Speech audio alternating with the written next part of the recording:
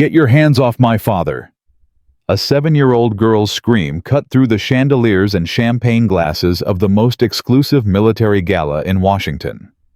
Security guards dragged a man in a worn gray suit toward the exit, while generals watched in silence. No one moved. No one helped. Until she stepped forward. A young woman in dress uniform. The daughter of a 3-star general. And she knew something about this nobody that would turn the entire room upside down. What happened next made grown soldiers cry. This is the story of a father who buried his medals with his wife and the little girl who refused to let the world forget. Drop your city in the comments. Let's see how far this story travels. Daniel Carter's hands were shaking. He stood outside the Sheraton's main entrance in Arlington, Virginia, trying to remember how to tie a tie. His fingers fumbled with the fabric. Once, twice, 3 times. "Daddy, you're doing it wrong." Sophie looked up at him with her mother's green eyes. 7 years old, missing her 2 front teeth, wearing a new dress that had cost him 2 weeks of overtime at the warehouse. "I know, sweetheart. Daddy's a little rusty. Mommy used to do it for you." The words hit him somewhere beneath his ribs. He stopped, took a breath, forced his hands to steady. "Yeah," he said quietly. "She did." The last time Daniel had worn a tie was at Sarah's funeral. 3 years ago. He'd stood at her grave in the rain, holding Sophie's hand, watching them lower the only woman he'd ever loved into the cold Pennsylvania ground. He'd promised himself he'd never wear one again. But tonight wasn't about him. Tonight was about a promise. A promise he'd made to Sarah as she lay dying in that hospital bed, her hand growing cold in his. "When Sophie's old enough, take her to the gala. Show her where I served. Show her the people I served with. Don't let her forget Danny. Don't let her forget who her mother was." Sophie tugged at his sleeve. "Daddy, are you okay?" Daniel blinked, looked down at his daughter, forced a smile. "I'm fine, baby. Just thinking about Mommy." "Is she watching us?" "Always." He finished the tie crooked but good enough and took Sophie's hand. They walked toward the entrance together. A single father in a department store suit. A little girl in a dress she'd picked out herself because it's the same color as Mommy's favorite flowers. They had driven 400 miles for this night. Saved for 6 months. Stayed in the cheapest motel Daniel could find. And now they were here. The doors opened, and Sophie gasped. "Daddy, it's like a castle." Daniel didn't respond. He was too busy scanning the room, counting the exits, noting the positions of the security guards. Old habits. The kind that never die no matter how hard you try to kill them. The ballroom was filled with brass buttons and polished metals. Generals, colonels, decorated officers whose chests told stories of wars that most Americans had already forgotten. Their wives wore gowns that cost more than Daniel made in a month. Their children looked like they'd stepped out of a catalog. And then there was Daniel. Gray suit, worn shoes, no medals, no ribbons, no insignia. Just a father and his daughter standing at the edge of a world that didn't seem to want them. "Can I help you, sir?" The voice came from behind. Daniel turned.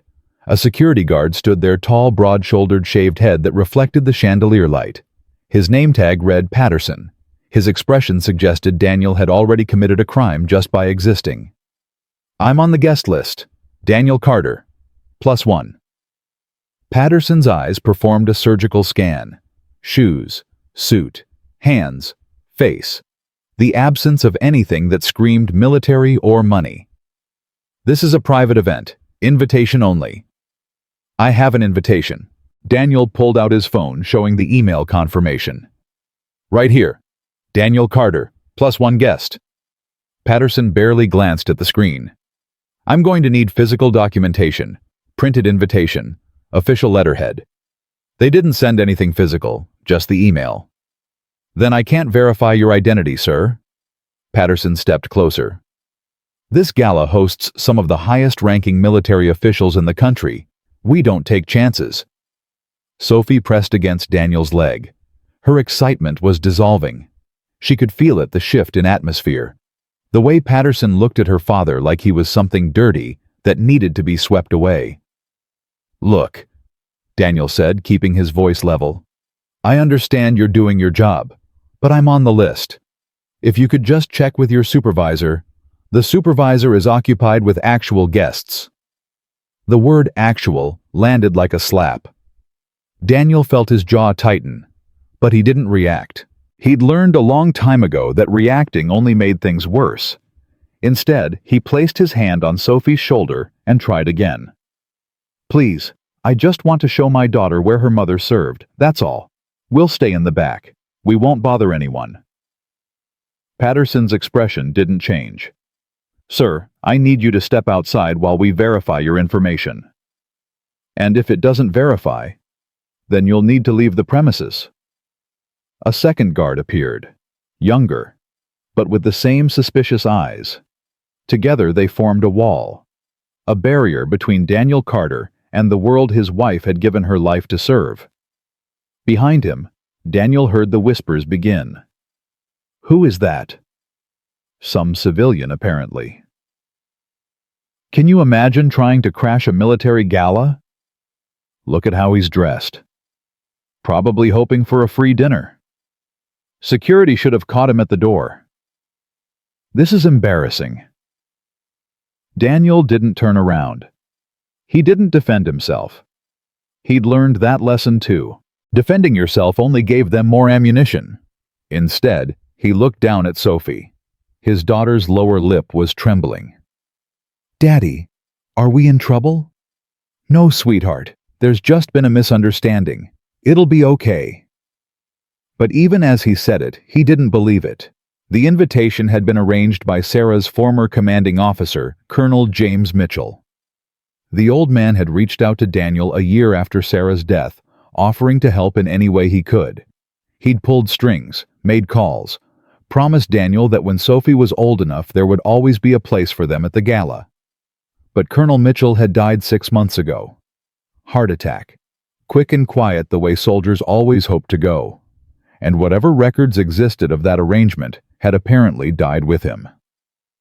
Patterson spoke into his radio. "We have a situation at the main entrance. Possible gatecrasher. Requesting backup." "I'm not a gatecrasher," Daniel said.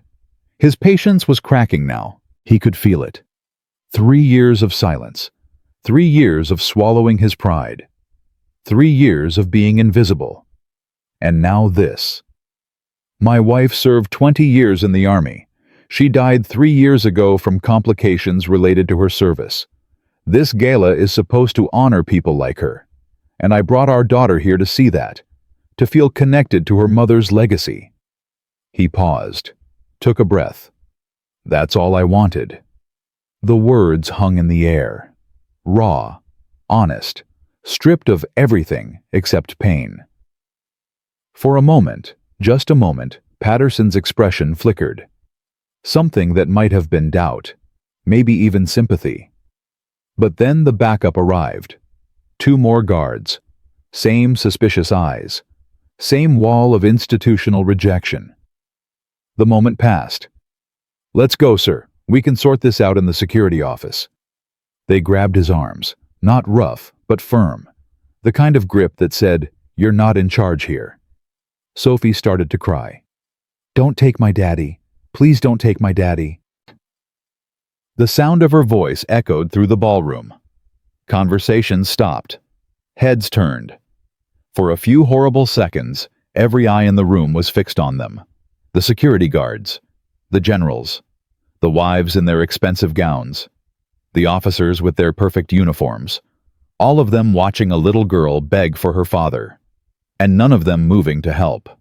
Daniel stopped struggling, not because he'd given up, but because Sophie needed him calm. She needed him steady. She needed him to be the father she believed in, not the broken man he'd become. He dropped to one knee and gathered her in his arms. "Listen to me," he whispered. "I need you to be brave, okay? Like Mommy was brave. Whatever happens, I'm not going anywhere. I'll always be right here. I promise. But they're hurting you. No, sweetheart. They're just confused. It's going to be okay. He kissed her forehead, stood up, squared his shoulders. He was ready to walk away, ready to let them escort him out like a criminal, ready to explain to his daughter why the world sometimes treated good people like garbage. He'd done it before. He'd spent 3 years explaining things that couldn't be explained. Why mommy wasn't coming home. Why daddy cried at night. Why some days were harder than others. This would just be one more thing on the list. One more lesson about how unfair life could be. Patterson tightened his grip. This way, sir. Daniel took a step toward the exit, and that's when he heard it. Stop. The voice wasn't loud, but it carried. The kind of voice that expected to be obeyed. The kind that had been trained from birth to command attention. Patterson froze. The other guards froze. The entire ballroom seemed to hold its breath. Daniel turned. A young woman stood near the entrance to the main hall. 18 or 19 years old. Auburn hair pulled back in a regulation bun. Dark blue dress uniform. Silver insignia of a military academy cadet on her collar. She'd been watching the whole thing. And now she was walking toward them with a purpose that made Daniel's skin prickle with unease. He didn't know her. He was certain of it. He'd spent years deliberately avoiding the military community after Sarah died. Severed every connection. Burned every bridge. Became invisible.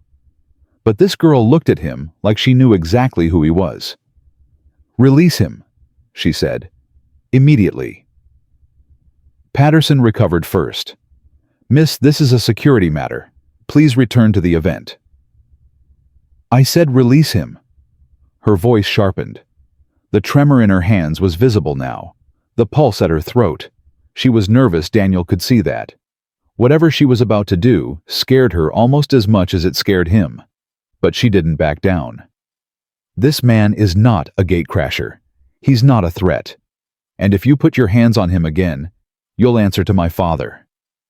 Patterson almost smiled. Almost. And who exactly is your father? The young woman's chin lifted. Her eyes locked onto Patterson's with a defiance that reminded Daniel of someone he couldn't quite place. General William Hayes, she said. Commander of the 3rd Infantry Division. The smile died on Patterson's face. And the man this soldier saved in Kandahar 11 years ago. The words hit the ballroom like a bomb. Silence. Complete and total. Patterson's grip loosened. Daniel felt the blood drain from his face. No, no, no, no. Kandahar was classified. The mission, the ambush, everything that happened that night, buried under layers of security clearances and non-disclosure agreements. Every participant had signed papers promising silence for the rest of their lives. Even Sarah hadn't known the details. And now this girl, this teenager he'd never met, was standing in the middle of a crowded ballroom and speaking the unspeakable. You're mistaken, Daniel said. His voice was barely above a whisper. I don't know what you're talking about. But the young woman shook her head. And when she spoke again, her voice was gentler, almost tender. I'm not mistaken, and neither are you, Shadow 6. The name hit Daniel like a fist to the chest. Shadow 6. He hadn't heard it spoken aloud in over a decade. It was a call sign from another life, a title he'd earned through actions so dark and desperate that he'd spent years trying to forget them. How do you know that name? He demanded. Because my father told me. She took a step closer, and Daniel saw the tears gathering in her eyes. He told me everything, about the ambush, about the men who died, about the soldier who carried him 6 miles through enemy territory with 2 bullets in his own shoulder, who refused extraction until every survivor was accounted for, who saved 15 lives and asked for nothing in return. She reached out and touched his arm. Her hand was shaking. He told me that soldier's name was Daniel Carter, and he told me that if I ever saw him again, I should thank him for giving me my father. The ballroom had gone completely still. Patterson and the other guards stood frozen, their earlier aggression replaced by something that looked like shame. The guests who had been whispering moments ago now stared with wide eyes and open mouths. And Sophie, little Sophie who had been crying moments ago, was looking up at her father with an expression Daniel had never seen before. Wonder. "Daddy," she whispered. "What's she talking about?" Daniel couldn't answer. He couldn't speak. He couldn't do anything except stand there feeling his carefully constructed walls begin to crack. For 11 years he had hidden. After Kandahar, he'd come home to Sarah, held his newborn daughter, and made a decision. He would bury that night. Bury the medals they'd tried to give him. Bury the man he'd been forced to become in order to survive. He would be a husband, a father, nothing more. And when Sarah died, he'd buried himself even deeper. Moved to a small town in Pennsylvania. Took a job at a warehouse. Became invisible. Just another single dad struggling to make ends meet. No one knew about Shadow 6. No one was supposed to know. But this girl, Grace. Her name was Grace. He remembered now from the photograph General Hayes used to carry in his vest pocket, this girl had found him. And she wasn't going to let him disappear again. "Emily," Daniel said softly. The old name surfaced from somewhere deep. "No, Grace. You're Grace. He used to show me your picture. You were the only thing that mattered to him." Grace nodded, tears streaming down her cheeks. "I was 7 when it happened, the same age as your daughter." She glanced at Sophie, who was clutching Daniel's hand like a lifeline. "He told me a brave man named Shadow 6 was the reason I still had a daddy. I didn't understand then, but I've never forgotten." She turned to face the guards. Her voice hardened. "This man is a decorated war hero.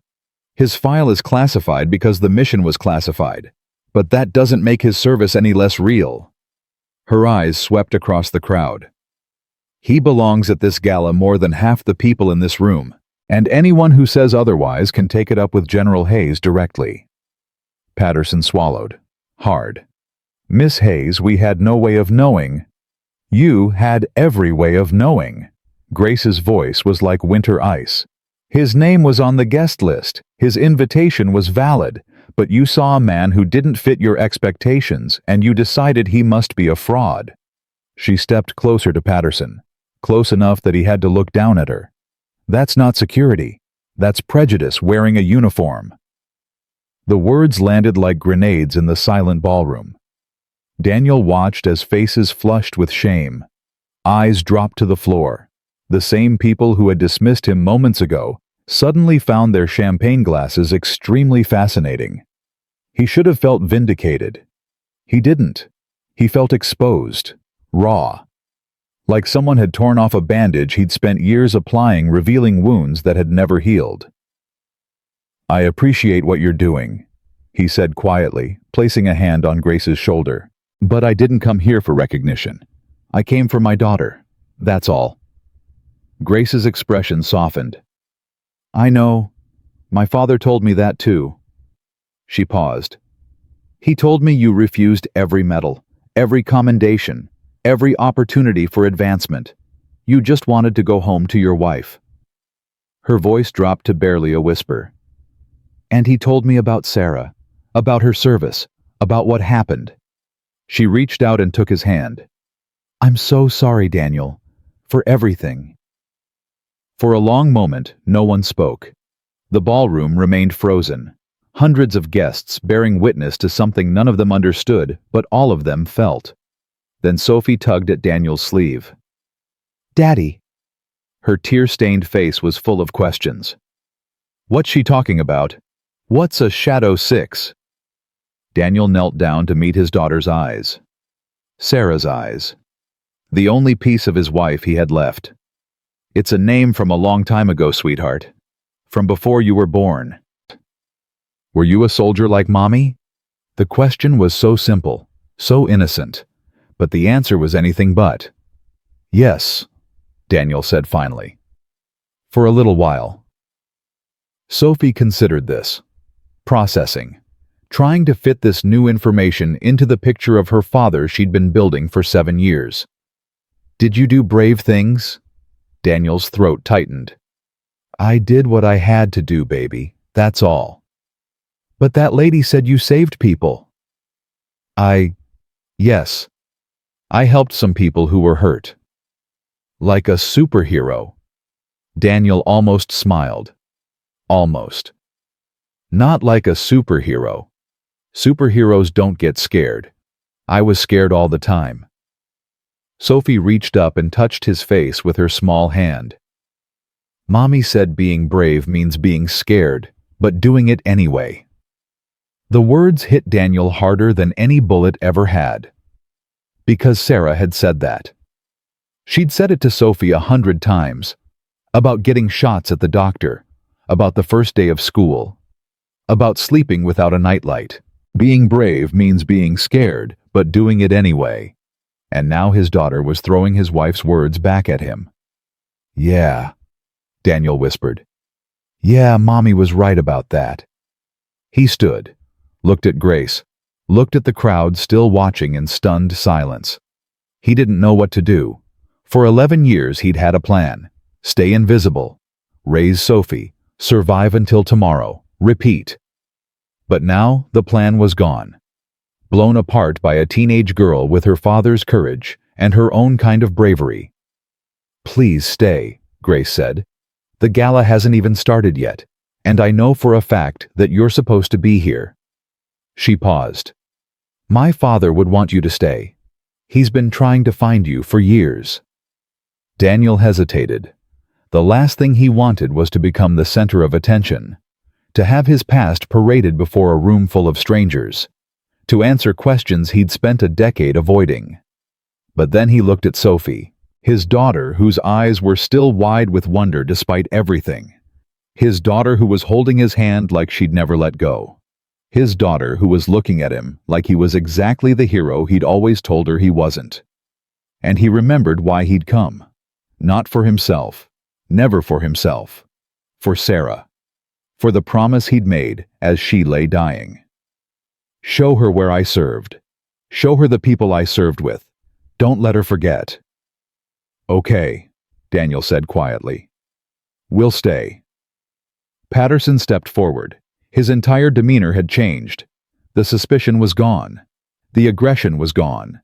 In its place was something that looked almost like reverence. Mr. Carter, I owe you an apology. A sincere one. I should have listened. I should have... You did your job. Daniel interrupted. Let's leave it at that. But even as he said it, he couldn't quite make the words feel true. Grace took his arm and began leading him toward the main hall. Sophie clutched his free hand.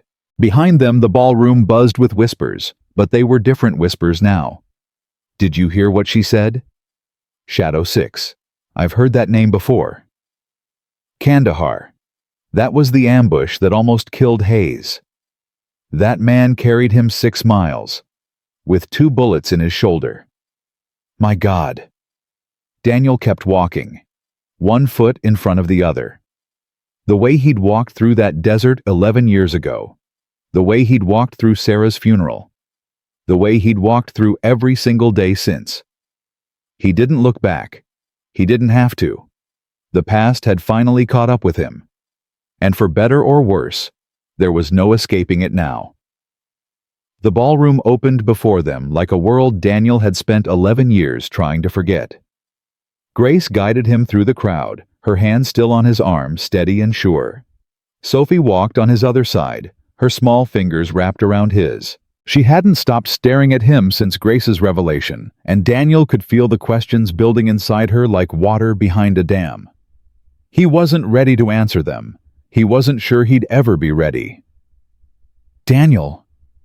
Grace's voice pulled him back. She had stopped walking and was looking at him with concern. Are you okay? I'm fine. You don't look fine.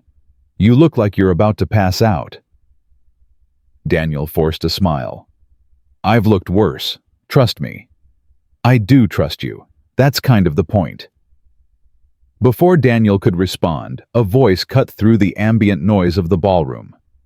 Grace, what's going on? I saw security at the entrance, and a woman in her 50s approached them. Silver hair, navy blue gown, the kind of posture that came from decades of being a general's wife. Her eyes swept over Daniel and Sophie with a mixture of curiosity and concern. "Mom," Grace stepped forward. "This is him. This is Daniel Carter." The woman's face changed. The polite curiosity dissolved into something else, something raw and immediate that made Daniel's stomach clench. "Oh my God," she whispered. "You're real. Mrs. Hayes. Eleanor." She took his hand in both of hers. "Please, call me Eleanor." Her eyes were filling with tears. "William has been looking for you for so long. We'd almost given up hope. I didn't mean to disappear. You don't have to explain. Not to me." Eleanor squeezed his hand. "I know what you did. I know what it cost you. And I know why you ran." She glanced down at Sophie, and her expression softened even further. "And who is this beautiful young lady?" Sophie pressed closer to Daniel's leg, suddenly shy. "This is my daughter," Daniel said. "Sophie." "Hello, Sophie." Eleanor knelt down, bringing herself to the little girl's eye level. "I'm Mrs. Hayes. Has anyone ever told you that you have the most beautiful green eyes?" Sophie nodded slowly. "My daddy says I have my mommy's eyes." "Your daddy is absolutely right." Eleanor stood and looked at Daniel with an understanding that made his chest ache. "I was so sorry to hear about Sarah. William told me she was an extraordinary woman." "She was." "He also told me she was the only person who could make you smile after you came home." Daniel didn't respond. Couldn't respond. Because Eleanor was right, and the truth of it was still too sharp to touch. "Where is the general?" Grace asked. "He needs to see this." "He's in the reception hall, talking with some congressmen about the veteran housing bill." Eleanor's jaw tightened. "You know how he gets. Can't stop fighting even when he's supposed to be celebrating." "Some things never change." "No, they don't." Eleanor looked at Daniel. "Are you ready to see him?" It was a simple question, but the answer was anything but simple. Was he ready to face the man he'd carried through hell? The man whose blood had soaked through his uniform? The man who'd begged Daniel to leave him behind to save himself, while Daniel had kept walking, kept carrying, kept refusing to let death win? Was he ready to explain why he'd disappeared? Why he'd refused every medal, every honor, every attempt at contact? Why he'd buried Shadow 6 so deep that even Sarah couldn't find him? "I don't know," Daniel said honestly. "But I think I need to anyway." Eleanor nodded. "That's the bravest answer you could give." She took his arm and began leading him toward the reception hall. Grace fell in step beside them, and Sophie clung to Daniel's hand, like it was the only thing keeping her anchored to the earth. They walked through the crowd, and Daniel felt the weight of every stare. The whispers followed them like shadows. "That's him." The one Grace was talking about. Shadow 6. "I heard he saved 15 men. I heard he carried Hayes through enemy territory, with 2 bullets in him. Why didn't we know about this? Classified apparently. My God. And we almost threw him out." Daniel kept his eyes forward. He'd learned a long time ago that the only way to survive being watched was to pretend you didn't notice, to keep moving, to keep breathing, to keep putting one foot in front of the other until you reached the other side. Whatever the other side was. They reached the entrance to the reception hall, and Eleanor stopped. "Wait here," she said. "Let me prepare him. This is going to be a lot." She disappeared through the doors. Daniel stood there, heart pounding, trying to remember how to breathe. "Daddy." Sophie's voice was small, uncertain. "Yeah, baby. Are you scared?" Daniel looked down at his daughter, 7 years old, missing her front teeth, wearing a dress the color of her mother's favorite flowers. "Yeah," he admitted. "I'm scared. But you're being brave anyway." "I'm trying." Sophie thought about this for a moment. Then she squeezed his hand tighter. "It's okay to be scared, Daddy. Mommy said so. Daniel felt something crack inside his chest, something he'd been holding together with sheer willpower for 3 years. Yeah, he whispered. Mommy was always right about that. The doors to the reception hall opened. Eleanor stood there, tears streaming down her face. He's ready, she said. He's been ready for 11 years. Daniel took a breath, squared his shoulders, and walked through the doors. The reception hall was smaller than the ballroom, more intimate. A handful of people stood in clusters, their conversations dying as Daniel entered, but he barely noticed them. Because there at the far end of the room stood a man he'd never expected to see again. General William Hayes. He was older now, silver hair cropped short, a cane in his right hand, scars mapping the left side of his face like a road through hell. But his eyes, those fierce, burning eyes, were exactly the same. The eyes of a man who refused to die. The eyes of a man Daniel had carried through 6 miles of darkness. For a long moment, neither of them moved. The room held its breath. Then Hayes started walking. His gait was uneven. The cane made a soft thump against the floor with each step, but he moved with purpose, with determination, with the same stubborn refusal to quit that had kept him alive in Kandahar. Daniel met him halfway. They stood face to face, 2 men shaped by the same night, 2 survivors of the same hell. Daniel Carter, Hayes said. His voice was rougher than Daniel remembered, aged by time and pain, but it still carried that unmistakable authority. You stubborn, impossible, infuriating son of a gun. General. I've been looking for you for 11 years. I know, I'm sorry. Sorry. Hayes's eyes flashed. Sorry I spent a decade trying to find you. Hired investigators. Called in every favor I had. Searched every database I could access. And all you have to say is, sorry. Daniel didn't flinch. I didn't want to be found.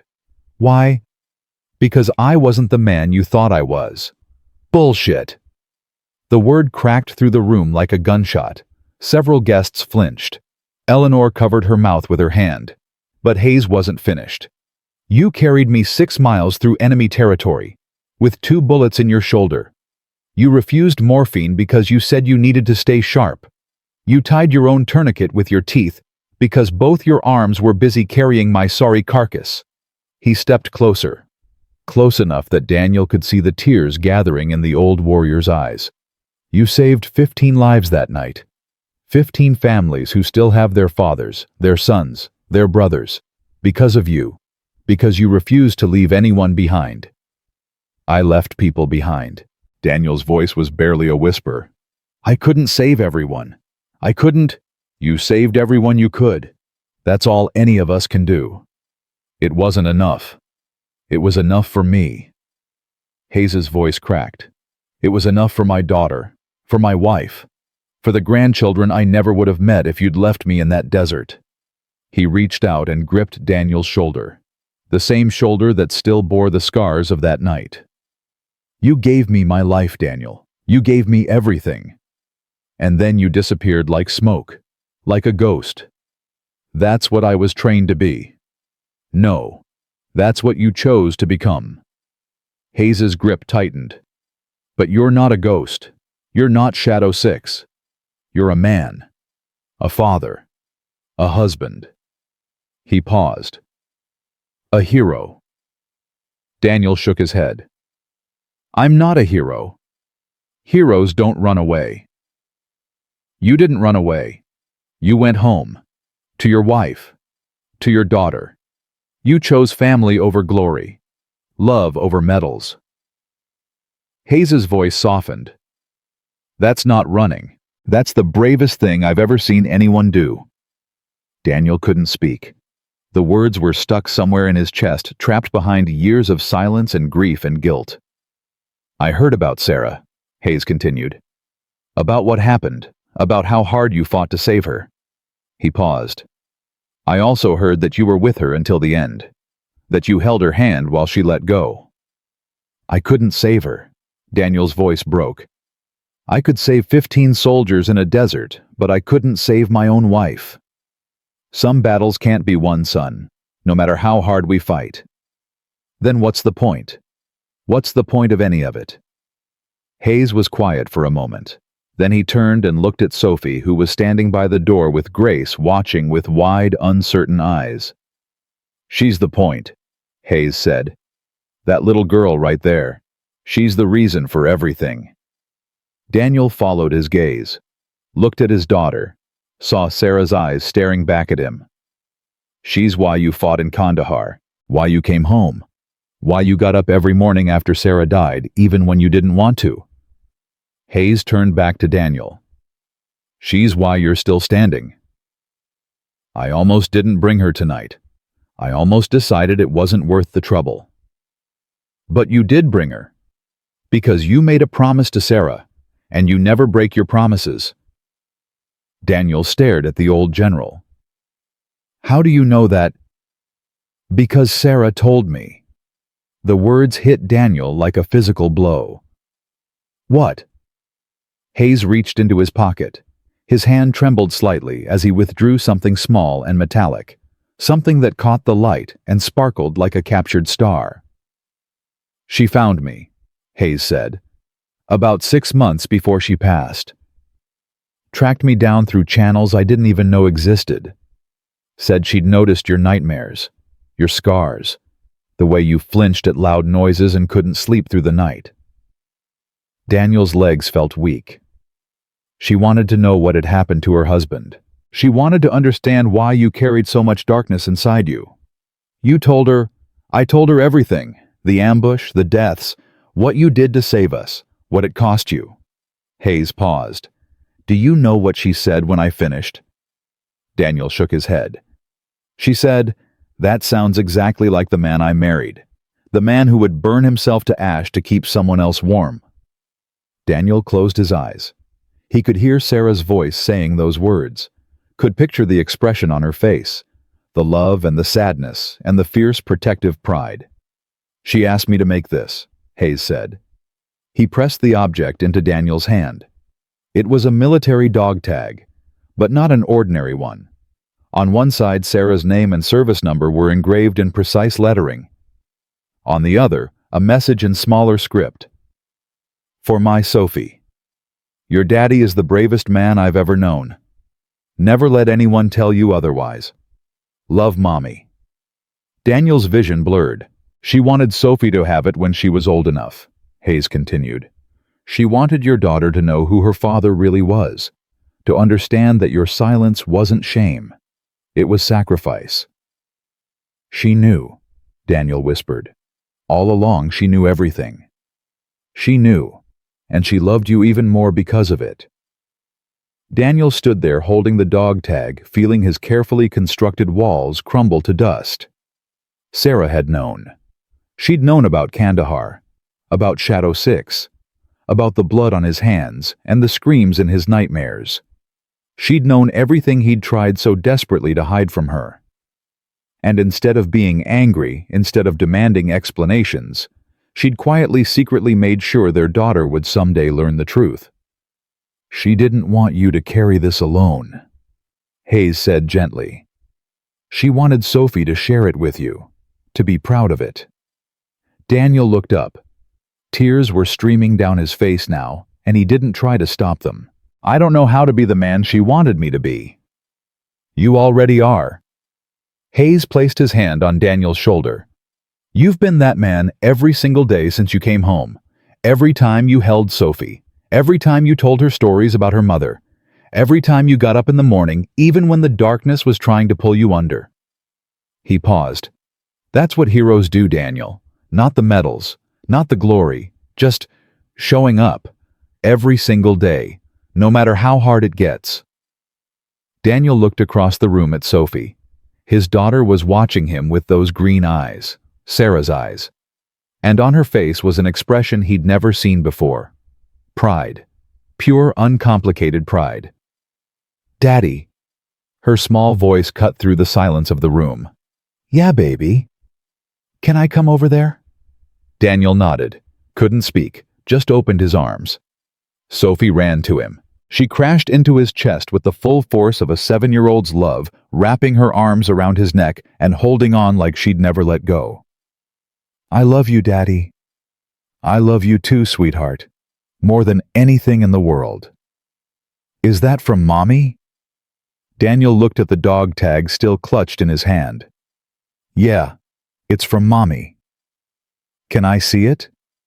He showed her. Read the inscription aloud, his voice breaking on every word. "Your daddy is the bravest man I've ever known. Never let anyone tell you otherwise. Love, Mommy." Sophie touched the letters with her small fingers. "Mommy was right," she said simply. "She's always right." "Yeah." Daniel pulled her closer. She really was. Hayes stood back watching the exchange with tears in his own eyes. Eleanor had joined him along with Grace, and all three of them were crying unashamedly. "I want everyone here to listen carefully." Hayes's voice changed. The raw emotion was still there, but now it was wrapped in the command presence Daniel remembered from Kandahar. The voice of a general, the voice of a leader. The crowd in the reception hall fell silent. The guests who had been watching from a distance moved closer. "What I'm about to say matters more than any speech I've given in 40 years of service." Hayes turned to face the room, keeping one hand on Daniel's shoulder. "This man is the reason I'm standing here today. This man is the reason my daughter has a father. This man carried me 6 miles through enemy territory, took 2 bullets protecting my unconscious body, and saved the lives of 14 other soldiers before collapsing from blood loss." A murmur rippled through the crowd. He was offered the Medal of Honor. He refused. He was offered promotion to officer rank. He refused. He was offered a position on my personal staff with a path to a distinguished career. He refused everything. Hayes's voice cracked, because all he wanted was to go home to his wife and be there when his daughter was born. He turned to look at Daniel, and there were tears streaming down his weathered face. "I've spent my whole life around soldiers. I've seen courage in every form it can take, but I've never seen anything like what Daniel Carter did that night in Kandahar." He pulled Daniel into a hug. Not a formal embrace, not a military gesture. Just 2 men holding each other, bound by a night that had changed both of their lives forever. "Welcome home, Shadow 6, Hayes whispered. "It's about damn time." The room erupted, not in the polite perfunctory applause of a military ceremony. This was something different. This was genuine, raw. The kind of applause that came from somewhere deep in the chest. Officers stepped forward to shake Daniel's hand. Their wives approached to embrace Sophie and tell her how proud she should be. Even the congressman Hayes had been meeting with came over. Their political masks, temporarily dropped, replaced by something that looked almost like humility. "Thank you for your service," one of them said. "I mean that, genuinely." "It was an honor to serve," Daniel replied. The words felt strange in his mouth. He hadn't said them in over a decade. "What you did?" The congressman shook his head. "I've read reports, but hearing it from General Hayes, he exaggerates." "He doesn't." The congressman's voice was firm. "I've known William Hayes for 30 years. He doesn't exaggerate. If anything, he understates." Daniel didn't know how to respond to that. "Your daughter is beautiful," another guest said. "She looks just like her mother." "She does." "Sarah was an incredible woman. I served with her for 2 years. She was one of the finest soldiers I've ever known. She was the finest person I've ever known." The woman nodded, her eyes glistening. "She used to talk about you all the time. Before you were married. She said she'd found a man who made her believe in happy endings." Daniel's throat tightened. "She was my happy ending. And then she was gone." "But she left you something." The woman gestured toward Sophie.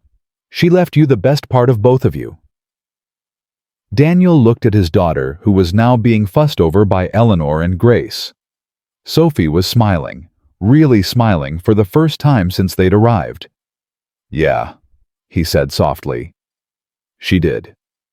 The next hour passed in a blur of handshakes and conversations and moments that would take Daniel weeks to process. He met colonels who had served with Sarah. They shared stories about her courage, her humor, her ability to light up any room she entered. He heard things he'd never known, missions she'd been on, lives she'd saved, people she'd touched in ways that still mattered years later. He spoke with young cadets who wanted to know what it took to become a soldier worth remembering. He gave them the same answer he'd given Sarah when she'd asked him the same question years ago. Show up. Every day. No matter how hard it gets. And never ever leave anyone behind. He held Sophie's hand as they talked to veteran after veteran, each one with their own story, their own scars, their own reasons for being here tonight. And through it all, Daniel felt something shifting inside him. The weight he'd been carrying for 11 years, the guilt, the shame, the desperate need to be invisible, it was still there. But it felt different now. Lighter. Like someone had finally shared the burden he'd been shouldering alone. You okay? Grace appeared beside him, 2 glasses of water in her hands. Daniel paused. Considered the question. I don't know what I am. That's okay. You don't have to know. She handed him a glass. My dad says you were always too hard on yourself, even in Kandahar, even when you were literally carrying people to safety with bullets in your shoulder. Your dad remembers more than I do. Trauma does that, fragments the memories, keeps the bad parts and buries the rest. Grace took a sip of her water. I've studied it, psychology major at the academy. You want to help soldiers? I want to help soldiers like you, the ones who came home but never really made it back. Daniel looked at her. That's a hard road. So is carrying a general through 6 miles of desert. Grace smiled. But someone has to do it. Your father would be proud. He already is. He's proud of you too, you know. Even when you were invisible, even when he couldn't find you, he never stopped telling stories about Shadow 6, about the soldier who saved his life and then vanished like smoke.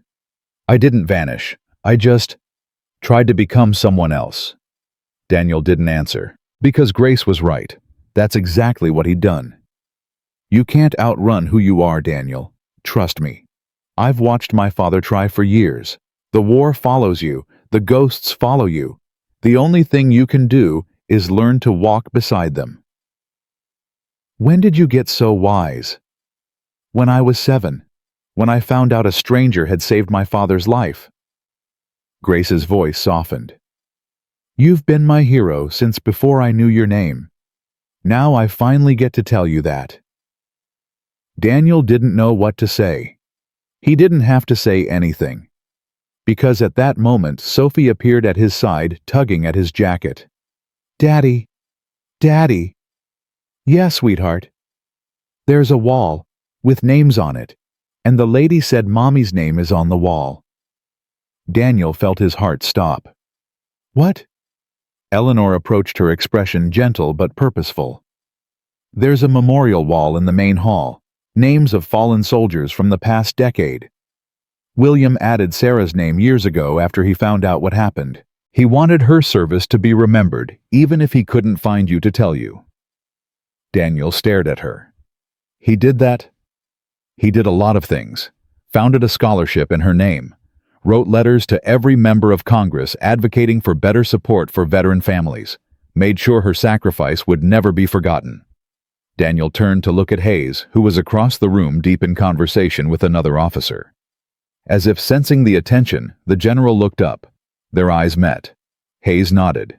Just once. A small gesture that carried the weight of 11 years of searching, hoping, and refusing to give up. He never stopped, Eleanor said quietly. Even when everyone told him you were gone for good. He kept Sarah's memory alive because he knew that's what you would have wanted. And he kept looking for you because he owed you his life. Daniel's vision blurred again. I don't deserve this, he whispered. Any of it. That's not for you to decide. Eleanor took his hand. Come. See your wife's name. Let Sophie see it too. Let her know that her mother's sacrifice mattered. Daniel let himself be led. They walked through the ballroom, through crowds that parted respectfully past officers who nodded and guests who whispered. Sophie held his hand on one side, Grace on the other. And ahead of them, waiting at the entrance to the memorial hall, stood General William Hayes. He didn't say anything as they approached, just turned and led the way inside. The memorial wall stretched across the far side of the room. Hundreds of names carved into dark stone. Hundreds of lives given in service to something larger than themselves. Daniel scanned the names. His heart was pounding so hard he could hear it in his ears. And then he found her. Sarah Elizabeth Carter, Sergeant.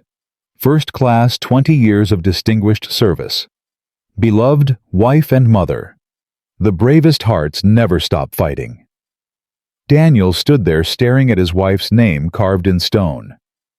Sophie reached up and traced the letters with her small fingers. "That's Mommy," she whispered. "Yeah, baby." Daniel's voice broke. "That's Mommy. She's here. She's really here.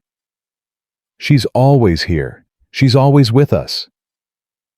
Sophie looked up at her father, tears streaming down her face. "I miss her, Daddy." "I know, sweetheart. I miss her too." Daniel knelt down and gathered his daughter in his arms. Every single day. They held each other in front of the wall, surrounded by the names of the fallen, bathed in the soft light of the memorial hall. And for the first time since Sarah's death, Daniel Carter allowed himself to grieve. Not alone. Not in the darkness of their small apartment. But here in this room full of people who understood what sacrifice meant, who knew what it cost to serve, who had loved and lost and kept going anyway. General Hayes stood beside him, one hand on his shoulder. "She was extraordinary," the general said quietly.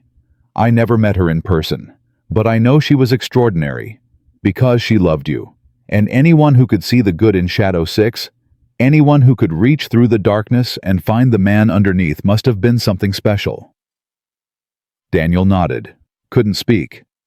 "You honored her, Daniel, by being Sophie's father, by keeping your promise, by coming here tonight even when every part of you wanted to stay invisible." Hayes squeezed his shoulder.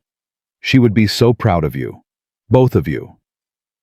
Daniel looked at his daughter, at Sarah's eyes, at the dog tag hanging around Sophie's neck, the one he'd placed there just minutes ago, the one that would connect her to her mother for the rest of her life.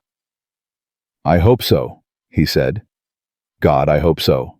They stood there together, the soldier and the general, the daughter, and the memory united by love and loss, and the unbreakable bonds that war creates between those who survive it. And somewhere, Daniel was certain Sarah was watching, smiling, proud of the man he was still trying to become. They stood before the wall until Sophie's tears subsided, until her small body stopped trembling against Daniel's chest. The memorial hall had grown quieter, the other guests giving them space, understanding, without being told that this was a private moment wrapped inside a public ceremony. "Daddy." "Yeah, sweetheart. Why didn't you tell me about the soldier stuff?" Daniel pulled back slightly, looking into his daughter's eyes, Sarah's eyes, the question he'd been dreading since before she was born. "Because I didn't want you to be scared." "Scared of what?" "Scared of who your daddy used to be." Sophie frowned. That look of concentration again. The one that meant she was trying to understand something beyond her years. "But you saved people. That's not scary. That's good." "It's more complicated than that, baby." "How?" Daniel glanced at General Hayes, who was watching the exchange with an expression that suggested he understood exactly what Daniel was struggling to explain. The old soldier gave a slight nod. Permission. Encouragement. "Sometimes," Daniel said carefully, "when you save people, you have to do things that hurt. Things that stay with you even after the fighting is over." "Like what?" "Like making choices no one should have to make." Sophie considered this. "Did you make bad choices?" "I made the only choices I could, but that doesn't mean they don't keep me up at night." "Is that why you have bad dreams? The ones where you yell and Mommy used to come and hold you? Daniel's throat tightened. He hadn't realized Sophie knew about the nightmares. He'd thought she was asleep during those moments when Sarah would wrap her arms around him, whispering words of comfort until the trembling stopped. Yeah, he admitted. That's why. Do you still have them? The bad dreams? Sometimes. But Mommy's not here to hold you anymore. The words hit Daniel like a hammer. No, he whispered. She's not. Sophie reached up and touched his face. Her small hand was warm against his cheek. Then I'll hold you, she said. When you have bad dreams, I'll come and hold you like Mommy did. Daniel couldn't speak, couldn't breathe. His 7-year-old daughter was offering to carry a burden that had broken stronger men than him. Sweetheart, Mommy would want me to. She always said we have to take care of each other. That's what families do. General Hayes turned away, but not before Daniel saw him wipe his eyes. She's right, you know. Eleanor had appeared beside them, her voice soft. Sarah told me the same thing when I spoke with her. She said the only thing that mattered was that you and Sophie took care of each other. That you didn't let the darkness win. She talked to you too. She talked to everyone she could find. Anyone who might be able to help her understand what you'd been through. She was building a network, Daniel. A support system. For you. For Sophie. For after she was gone. Daniel stared at Eleanor. She knew she was dying. She knew the odds weren't good.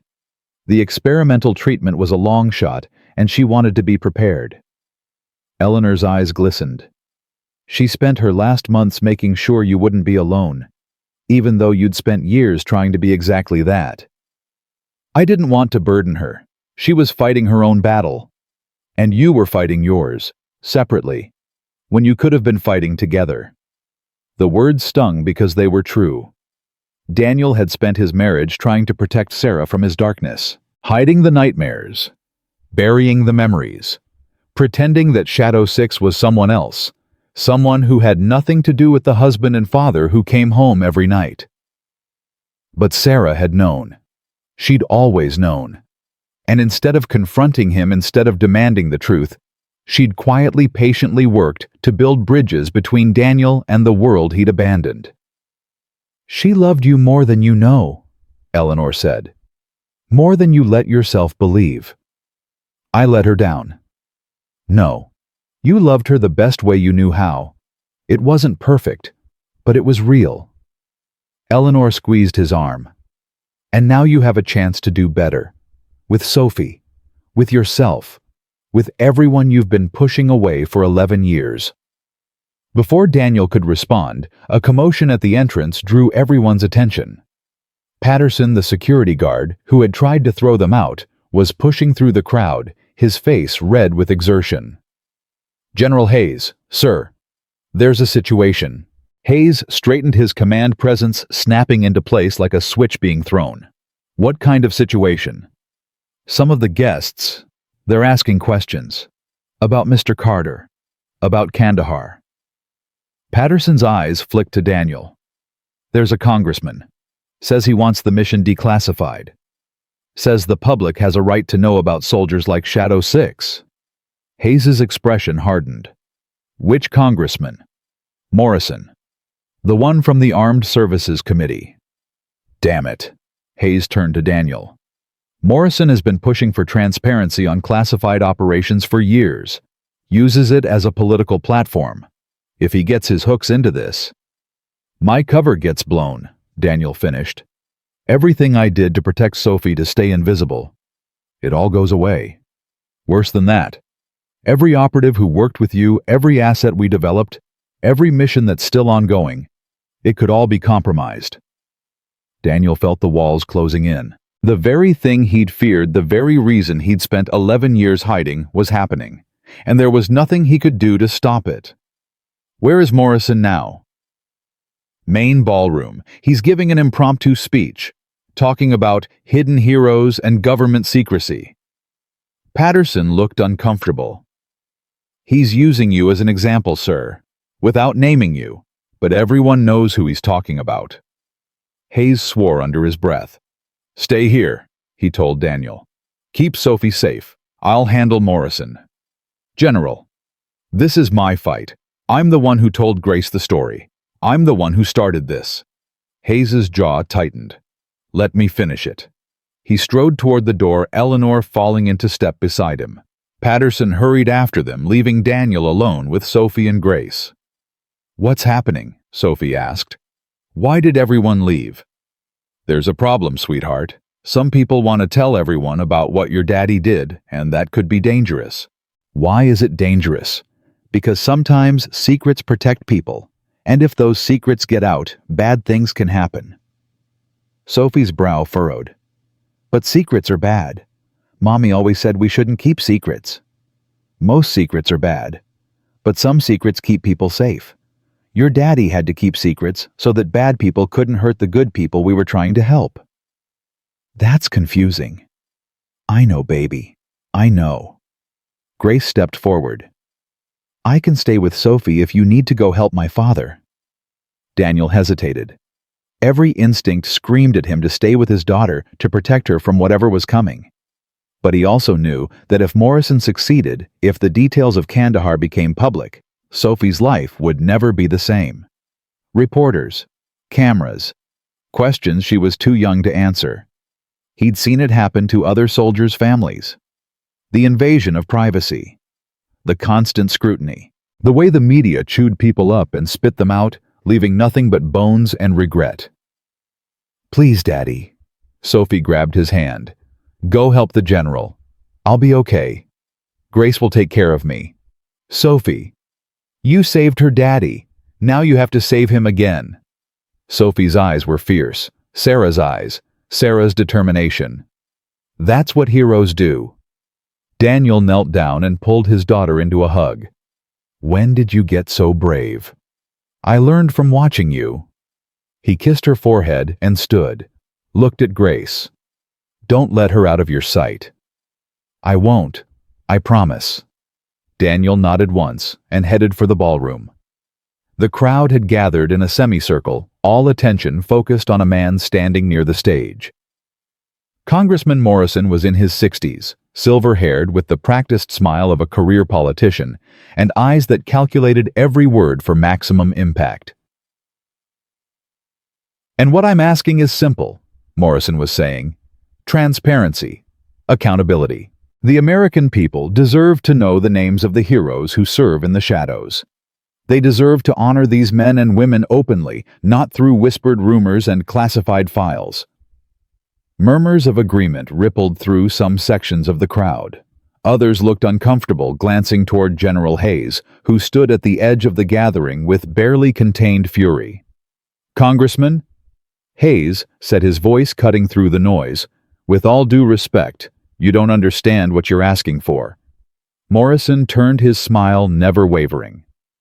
"General Hayes, I was hoping you'd join us." He spread his hands in a gesture of openness. "Please enlighten me. What don't I understand?" "You don't understand that some secrets exist to protect the very soldiers you claim to want to honor. Declassifying Kandahar doesn't just reveal names.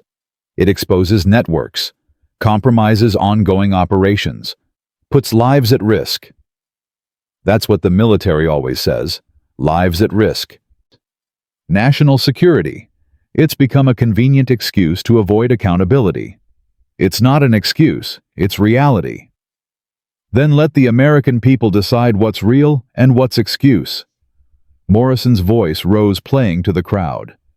"I have here a list of soldiers who participated in Operation Kandahar, men and women who performed extraordinary acts of heroism and received no recognition, no medals, no parades. They were told to stay silent, to disappear back into civilian life, as if nothing had happened." He held up a folder. "I intend to read these names into the congressional record tomorrow, to give these heroes the recognition they deserve." "If you do that," Hayes said quietly, "you'll be signing their death warrants." The room went silent. Morrison's smile flickered. "That's a bit dramatic, don't you think?" "Is it?" Hayes stepped forward. The men and women on that list didn't just fight in Kandahar. They gathered intelligence, developed assets, built networks that are still providing critical information about terrorist operations around the world. You read those names publicly, and every enemy we've ever made will know exactly who to target. General, I find it hard to believe. I don't care what you find hard to believe. Hayes's voice was steel. I was there. I know what those soldiers sacrificed, and I will not stand by while you turn their service into a political talking point. Morrison's expression hardened, the mask of congeniality slipping. This isn't your decision to make, General. The committee has authority. The committee has authority over policy, not over the safety of American soldiers. The soldiers I've spoken with support this initiative. They want their stories told. Then let them tell their own stories, in their own time, on their own terms. Hayes gestured toward the crowd. Not paraded before a room full of strangers because it serves your political agenda. My agenda is transparency. Your agenda is your next election. The accusation landed like a slap. Morrison's face flushed with anger. How dare you? I dare because I've earned the right. Hayes's voice dropped, becoming almost intimate despite the crowd watching. I was carried 6 miles through enemy territory by one of those soldiers. 2 bullets in his shoulder, blood loss that should have killed him. And he never stopped, never gave up, never left anyone behind. Hayes paused, letting the words sink in. That soldier is here tonight, with his daughter. The daughter he's been trying to protect from exactly this kind of exposure for the past 11 years.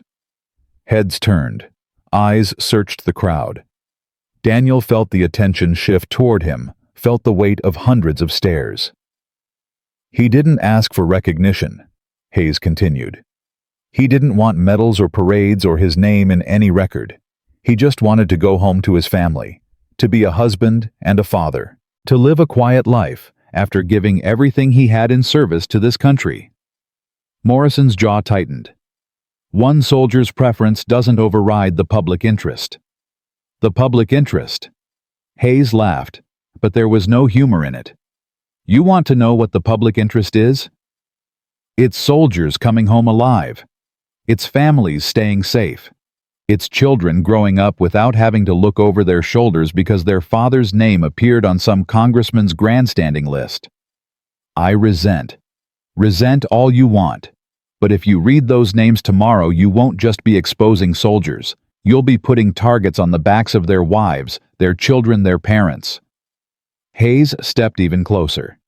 You'll be telling every terrorist cell in the world exactly where to find the people who hurt them. The ballroom had gone completely still. Morrison looked around at the faces watching him. The generals, the colonels, the decorated officers whose support he needed for his political ambitions.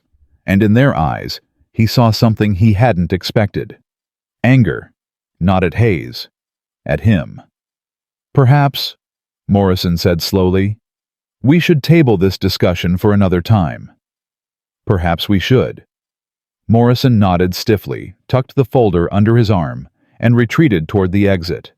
The crowd parted for him, and Daniel noticed that no one offered a handshake or a word of support. The congressman left alone.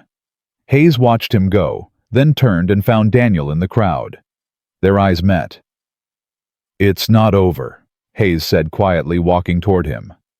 Morrison will push this again. He's too invested in his transparency platform to back down permanently. Then what do?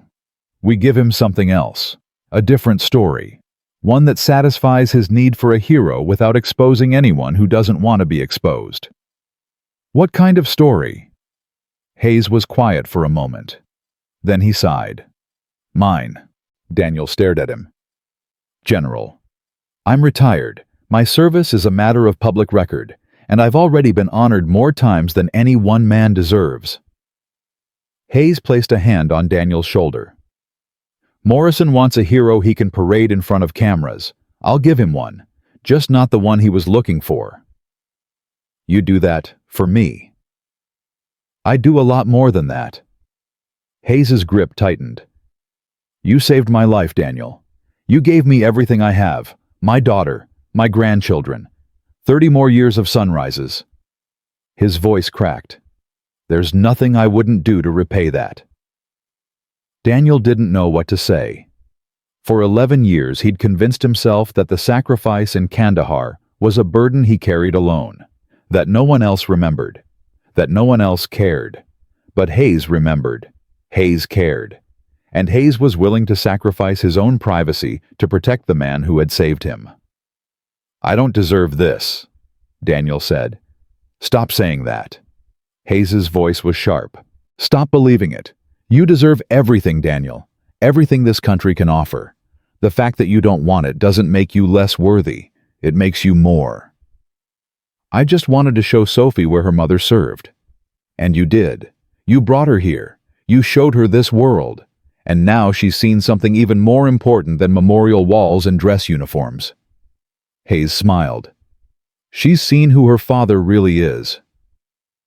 Daniel thought about Sophie, about the way she'd looked at him when Grace revealed the truth, about the way she'd touched his face and promised to hold him through the nightmares. She said she'd hold me, Daniel murmured, when I have bad dreams, like Sarah used to. Kids are smarter than we give them credit for. She's 7. Sarah was 7 when her father died. Did you know that? Daniel looked up sharply. She never told me. She wouldn't have. It was too painful. Hayes's expression grew distant. I read her file when I was trying to find you. Wanted to understand the woman who'd won your heart. Her father was a soldier too, killed in training accident when she was a child. She grew up without him, but she never forgot what he represented. Service, sacrifice, putting others before yourself. That's why she enlisted. That's why she did everything, including marrying you. Hayes met Daniel's eyes. She saw her father in you, Daniel. The courage, the commitment, the willingness to give everything for something larger than yourself. I never knew. Some things we keep close, even from the people we love most. Hayes paused. But Sophie doesn't have to grow up not knowing. She doesn't have to wonder who her father was or what he stood for. You're here. You're alive. You can tell her yourself. Daniel looked across the ballroom toward the memorial hall, where he could see Grace and Sophie waiting. His daughter was holding the dog tag around her neck, the one with Sarah's last message. I don't know how to be the father she needs. Yes, you do. You've been doing it for 7 years. Hayes clapped him on the shoulder. You just didn't realize it. The sound of approaching footsteps drew their attention. Eleanor was returning her expression concerned. William, there's a call for you. The Pentagon. Now, they say it's urgent. Hayes sighed heavily. It's always urgent. He turned to Daniel. Wait for me. There's more we need to discuss. About what? About what comes next. About how we protect you and Sophie moving forward. Hayes's expression was serious. This isn't over, Daniel. Tonight changed things. People know about you now. We need to figure out how to keep you safe. He walked away with Eleanor, leaving Daniel alone in the crowd. But Daniel didn't feel alone. Not anymore. He felt seen. For the first time in 11 years, he felt like someone actually saw him. Not Shadow 6, not the ghost who had carried a general through enemy territory. Just Daniel Carter. Father, widower, survivor. He made his way back toward the memorial hall toward Sophie and Grace. His daughter saw him coming and broke into a run. Daddy! She crashed into his legs, hugging him with all her 7-year-old strength. Is everything okay? Did you help the general?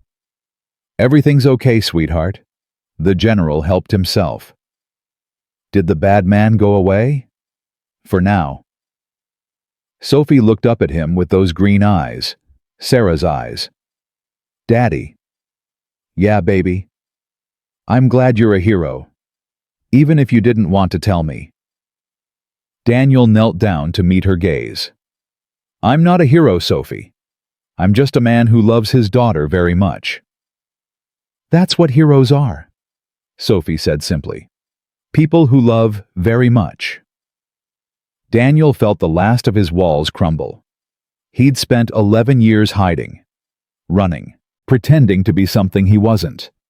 Convinced that the only way to protect the people he loved was to become invisible. But Sophie didn't need him to be invisible. She needed him to be present, to be honest, to be the father who held her hand and told her stories about her mother and showed her that love was stronger than fear. "Come on," he said, standing and taking her hand. "Let's go look at Mommy's name again. I want to tell you some stories about her. Real stories about when she was a soldier. Real stories, the ones I should have been telling you all along." They walked together toward the memorial wall, toward Sarah's name carved in stone. And as they went, Daniel began to talk.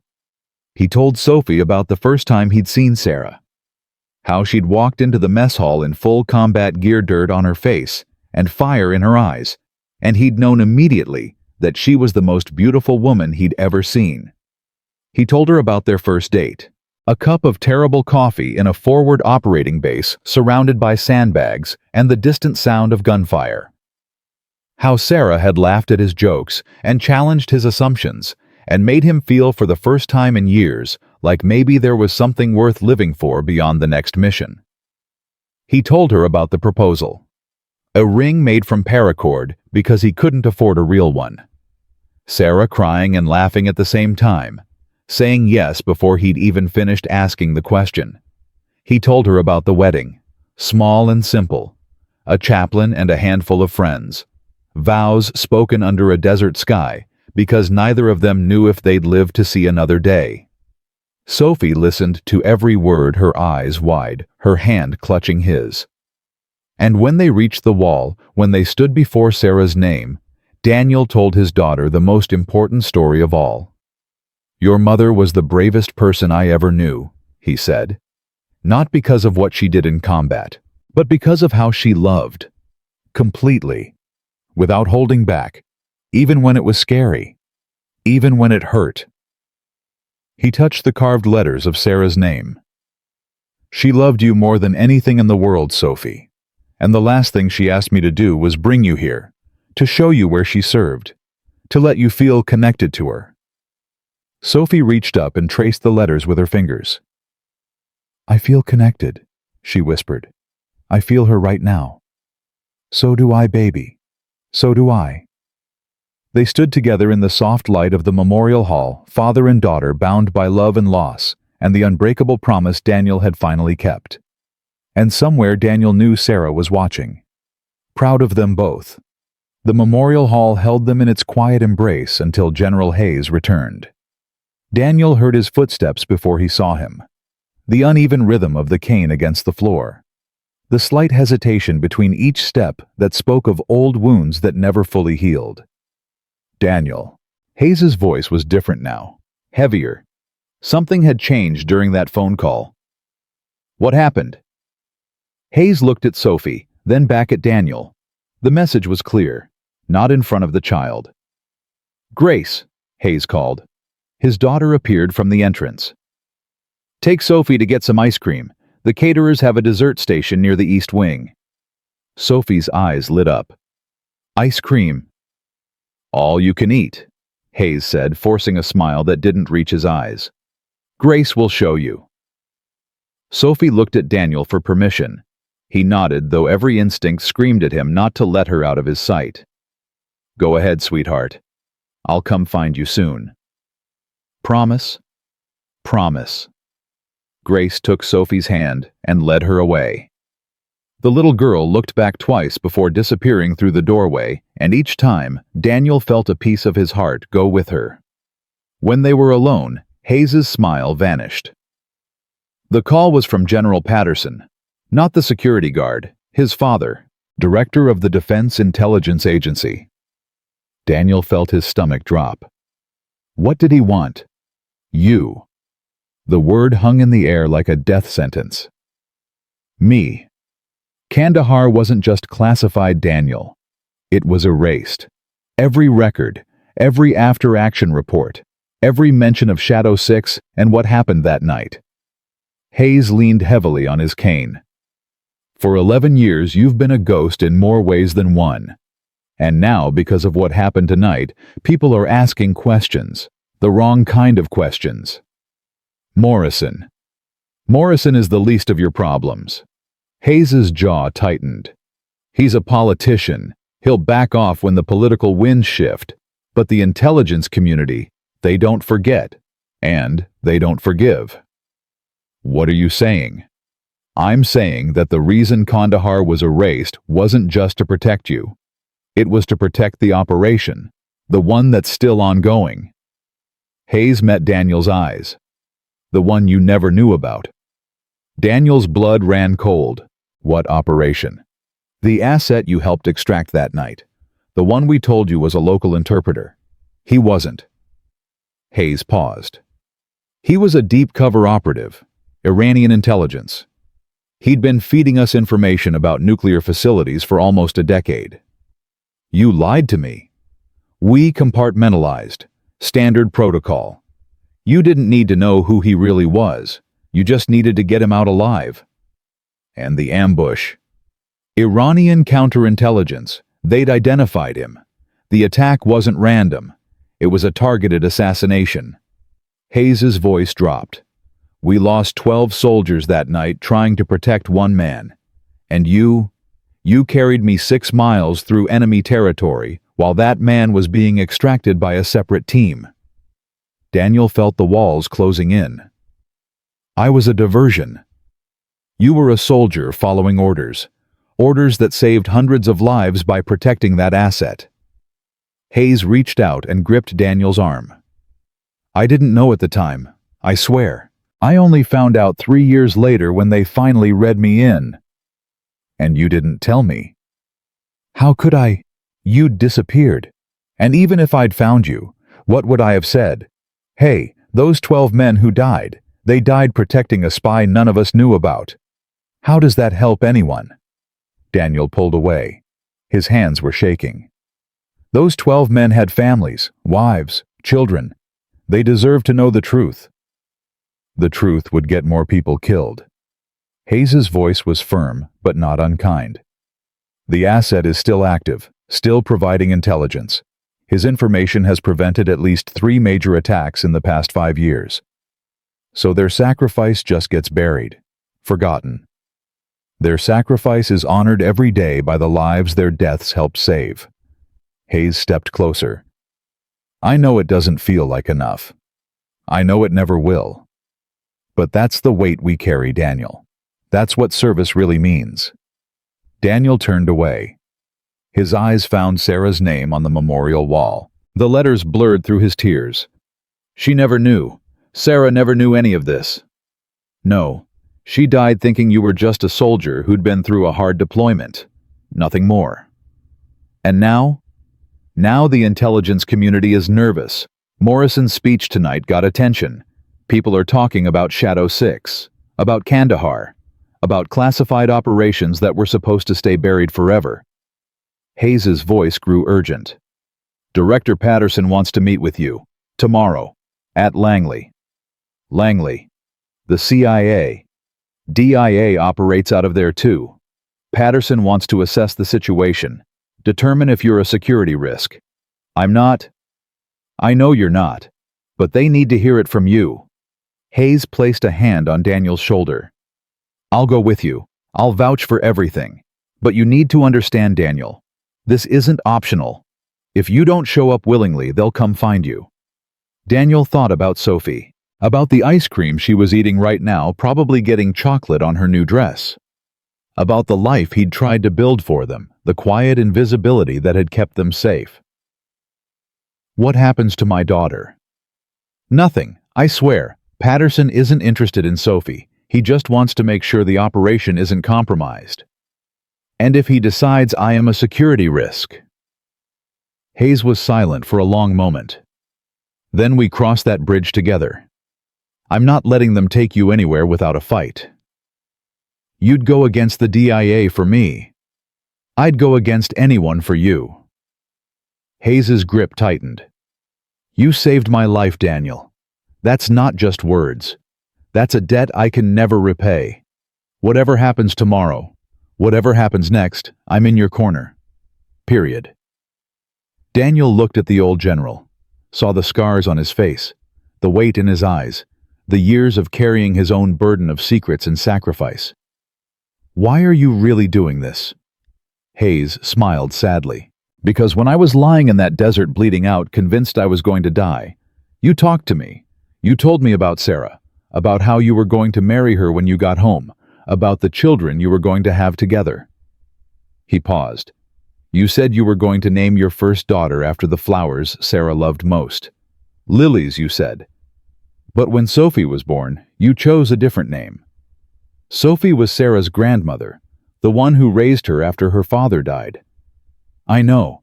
Sarah told me when she called. Hayes's voice cracked. She said you changed the name because you didn't want your daughter growing up in the shadow of a war story. You wanted her to have her own identity, her own legacy, something that belonged to her and no one else. Daniel closed his eyes. I remember. I've thought about that every day for 11 years. Every time I looked at Grace, I thought about you, about the man who carried me through hell while planning his daughter's future. Hayes's hand trembled on Daniel's shoulder. That's why I'm doing this. Because you were thinking about Sophie before she even existed. And now she does exist. And I'll be damned if I let anyone take her father away from her. Daniel couldn't speak. The weight of Hayes's words pressed down on him like a physical force. What time tomorrow? 0900. I'll pick you up at your hotel. I didn't tell you where we're staying. Hayes smiled. I know, but I've been looking for you for 11 years. Finding your hotel took about 12 minutes. Despite everything, Daniel felt the corner of his mouth twitch. That's either reassuring or terrifying. It's both. Hayes turned toward the exit. Get some rest tonight. Tell Sophie. Tell her everything's going to be okay. And mean it. Is it going to be okay? Hayes paused at the doorway. I've survived ambushes, IEDs, 2 assassination attempts, and a bureaucracy that makes the enemy look organized. If anyone can navigate this mess, it's me. He looked back over his shoulder. Besides, I've got something they don't have. What's that? A genuine American hero who saved my life. That counts for something even in Washington.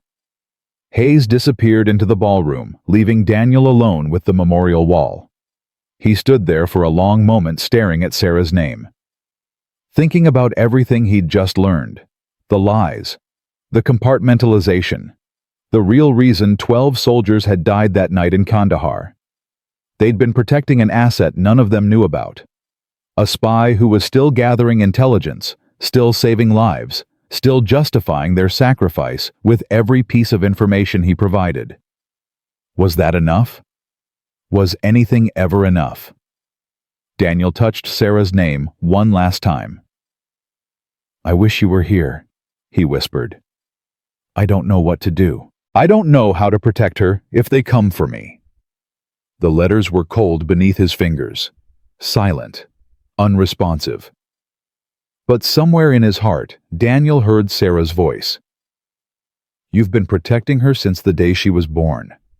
That's not going to change. No matter what happens. I'm scared. Being brave means being scared but doing it anyway. Daniel took a deep breath, squared his shoulders. Okay, he said aloud. Okay. He turned and walked out of the memorial hall to find his daughter. Sophie was exactly where Hayes had said she'd be, sitting at a small table near the dessert station with a bowl of ice cream that was mostly melted and a chocolate mustache that would have made Sarah laugh until she cried. Grace sat across from her listening intently as Sophie talked, about what Daniel couldn't tell. But Sophie's hands were moving animatedly the way they always did when she was excited about something. There you are. Sophie spotted him and waved. Daddy, Grace was telling me about military school. She says they have to make their beds every morning and everything. Every morning, Grace confirmed. With perfect hospital corners. What are hospital corners? I'll show you sometime. Grace stood as Daniel approached. Everything okay? Daniel glanced at Sophie, then back at Grace. Can we talk? Just for a minute? Grace nodded and stepped away from the table. Your father told me about tomorrow. I figured. He doesn't keep much from me these days. Grace's eyes were worried. Are you going to be okay? I don't know, but I have to go. For Sophie. For everything. My father will be there. He'll make sure they treat you fairly. And if they don't? Grace was quiet for a moment. Then she reached into her pocket and pulled out a business card. My uncle, my mother's brother. He's a defense attorney in D.C., one of the best. If things go sideways tomorrow, call him. He'll drop everything. Daniel looked at the card. The name was familiar. A name he'd seen on news programs defending veterans accused of everything from insubordination to war crimes. I can't afford someone like this. You won't have to. He owes my father about a dozen favors, and my father owes you his life. Grace pressed the card into his hand. Consider it part of the repayment. Daniel pocketed the card. Thank you. For everything tonight. For stepping in with the guards. For Sophie. She's an amazing kid. You're lucky. I know. My father... Grace hesitated. He's not just doing this because he owes you. He genuinely cares. About you. About Sophie. About making sure you don't go through whatever comes next alone. He barely knows me. He's known you for 11 years, every nightmare, every memory, every time he woke up gasping because he was back in that desert. Grace's eyes glistened. You were there with him every single time, in his head, in his heart. He's been waiting over a decade to finally meet you in person. Daniel didn't know what to say to that. I should get Sophie back to the hotel. It's late. Of course. Grace stepped forward and hugged him, brief but fierce. Good luck tomorrow, and if you need anything at all, call. I will. Daniel returned to the table where Sophie was finishing the last of her ice cream.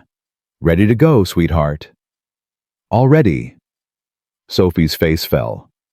But I was just telling Grace about Mr. Whiskers. Mr. Whiskers. My stuffed cat, the one Mommy gave me when I was a baby. Sophie jumped down from her chair. Grace said she had a stuffed bunny named General Floppy, and she still has him, even though she's a grown-up now. Some things we never outgrow, Grace said, smiling. Daniel took Sophie's hand. Say goodbye to Grace. Bye, Grace. Thank you for the ice cream. Anytime, Sophie. It was wonderful meeting you. They walked through the ballroom toward the exit. The crowd had thinned considerably, and those who remained were deep in conversation or gathering their coats. A few people nodded as Daniel passed, their expressions respectful, in a way they hadn't been hours earlier. At the door, Patterson, the security guard, was waiting. Mr. Carter. Daniel tensed involuntarily. I just wanted to apologize again. For earlier. Patterson's voice was genuinely remorseful. I should have listened. I should have checked. Instead, He shook his head. I let my assumptions get in the way of doing my job right. You were protecting the event. I was judging you based on your suit and your shoes, and the fact that you didn't look like you belonged here. Patterson's jaw tightened. That's not protection. That's prejudice. The general's daughter was right. Daniel considered the man standing before him. The shame in his eyes.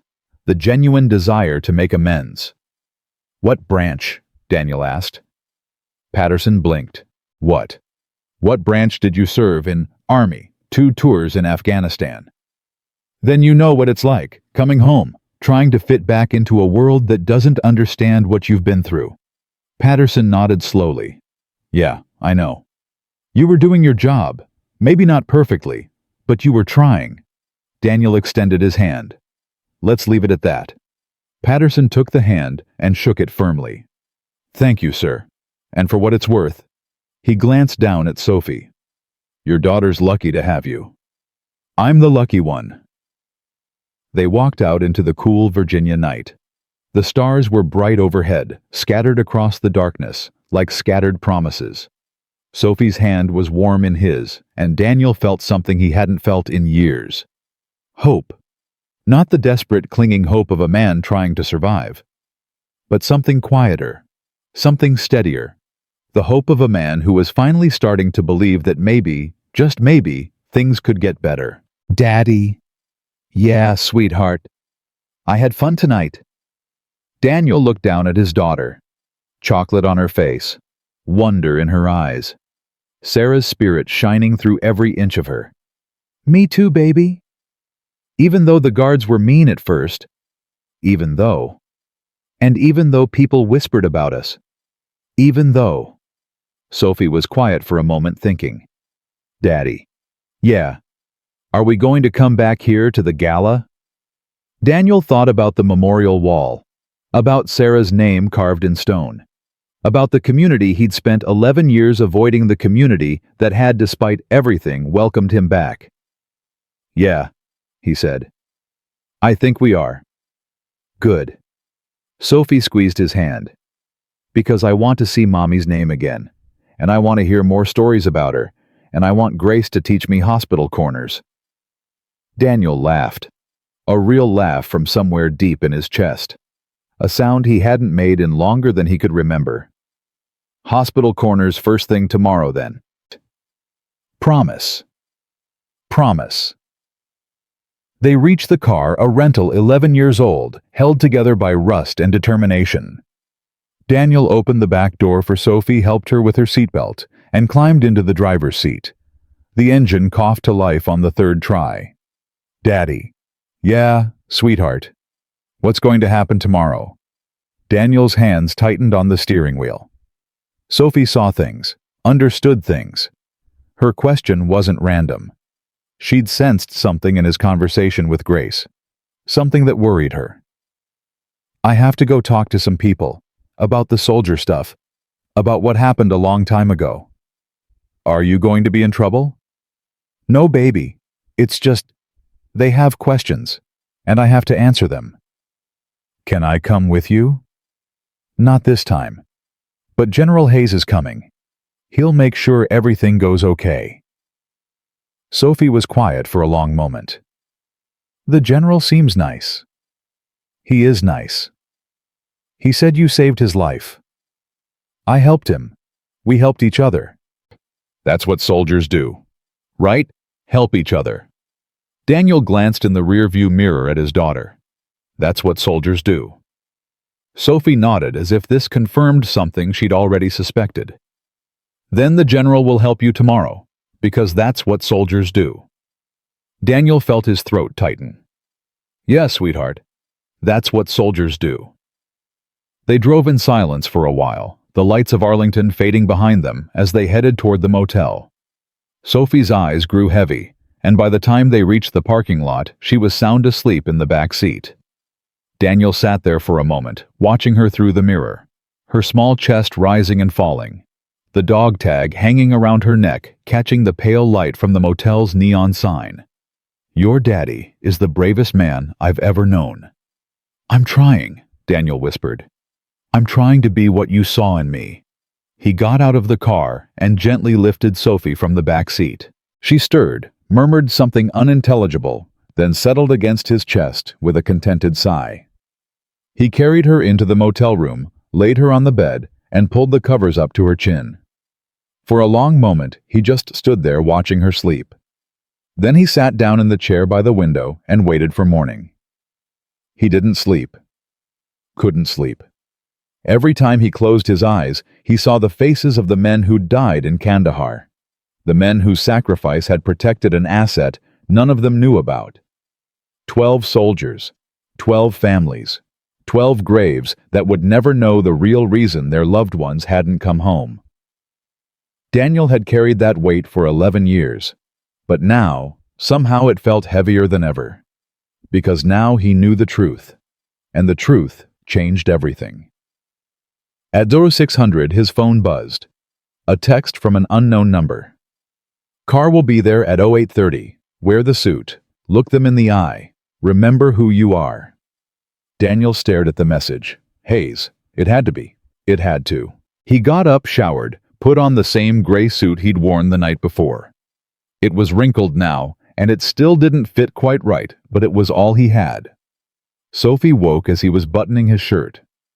Daddy, where are you going? He crossed to the bed and sat on the edge. Remember how I said I had to go talk to some people today? Sophie nodded, rubbing her eyes. General Hayes is going to come get me, and you're going to stay with Grace. She's going to teach you hospital corners. Really? Really? Sophie sat up suddenly, more awake. And then what? And then I'll come back, and we'll go home. To Pennsylvania. To Pennsylvania. Sophie reached out and grabbed his hand. Daddy. Yeah, sweetheart. You're going to be okay. I know it. How do you know? Sophie touched the dog tag around her neck. Because Mommy said so. She said you're the bravest man she ever knew. She looked up at him with those green eyes, Sarah's eyes, and brave people always come back. Daniel pulled her into a hug. I love you, Sophie. I love you too, Daddy. At 08:20, there was a knock at the door. Daniel opened it to find Grace standing there, coffee in hand. Dad's in the car. He said to give you this. She handed him the coffee. Also, he said to tell you not to volunteer any information they don't ask for.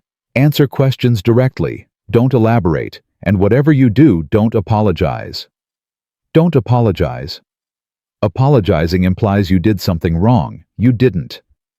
Grace's eyes were fierce. Remember that. Daniel nodded and took the coffee. Thank you. Thank me when this is over. Grace stepped inside. Sophie, ready to learn hospital corners. Sophie bounced off the bed. Ready? Daniel knelt down and kissed his daughter's forehead. I'll be back soon.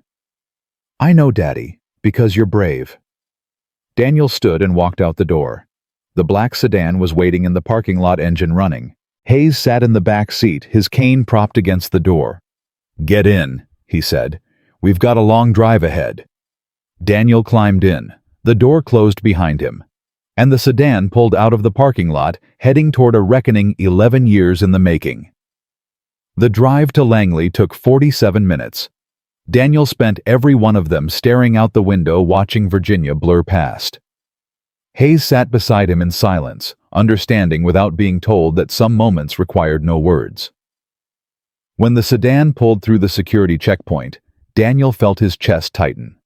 The last time he'd been on a military installation, Sarah was still alive. They'd had dinner at the officers' club, laughing about something Sophie had said that morning, a lifetime ago, a different man. You ready? Hayes asked. No. Good. If you were ready, I'd be worried. They walked through corridors that all looked the same. Gray walls, fluorescent lights, the smell of recycled air and bureaucracy. Every step felt like marching toward a firing squad. Finally, they reached a door marked only with a number. Hayes knocked twice. Enter. The room beyond was smaller than Daniel expected.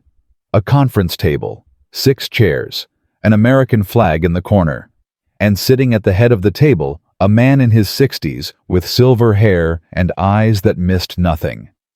Director Patterson stood as they entered. General Hayes, Mr. Carter. He gestured toward the chairs. Please, sit. Daniel sat. His hands wanted to shake, but he forced them still. I appreciate you coming voluntarily, Patterson said. It makes this considerably easier. I didn't see much choice. There's always a choice. You could have run, disappeared again. You're clearly good at it. Patterson's expression was unreadable. Instead, you're here. That tells me something. What does it tell you? That you're not a threat. That you're exactly what General Hayes has been telling me for years, a soldier who did his job and then went home to be a father. Daniel felt some of the tension ease from his shoulders. Then why am I here? Patterson leaned back in his chair. Because Congressman Morrison isn't going to stop. He's made transparency his platform, and last night's events gave him exactly the kind of ammunition he needed. A mysterious hero, a classified mission, A government cover-up. Patterson's jaw tightened. He's holding a press conference tomorrow, planning to demand a full congressional inquiry into Kandahar. Can you stop him? Not without making things worse. The more we push back, the more convinced he becomes that there's something worth hiding. Patterson looked at Hayes. Which brings me to why I asked you both here. Hayes straightened in his chair. What do you need?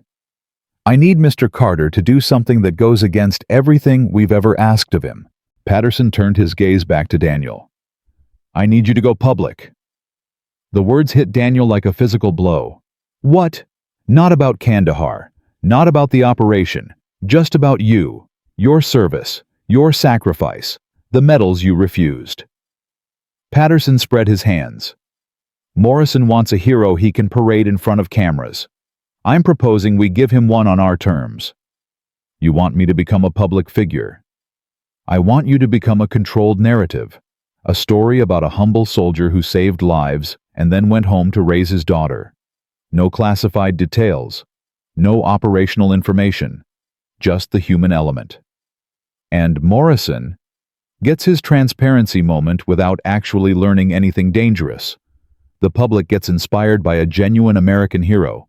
And you, Patterson paused. You get to stop hiding. Daniel turned to Hayes. You knew about this. I suggested it.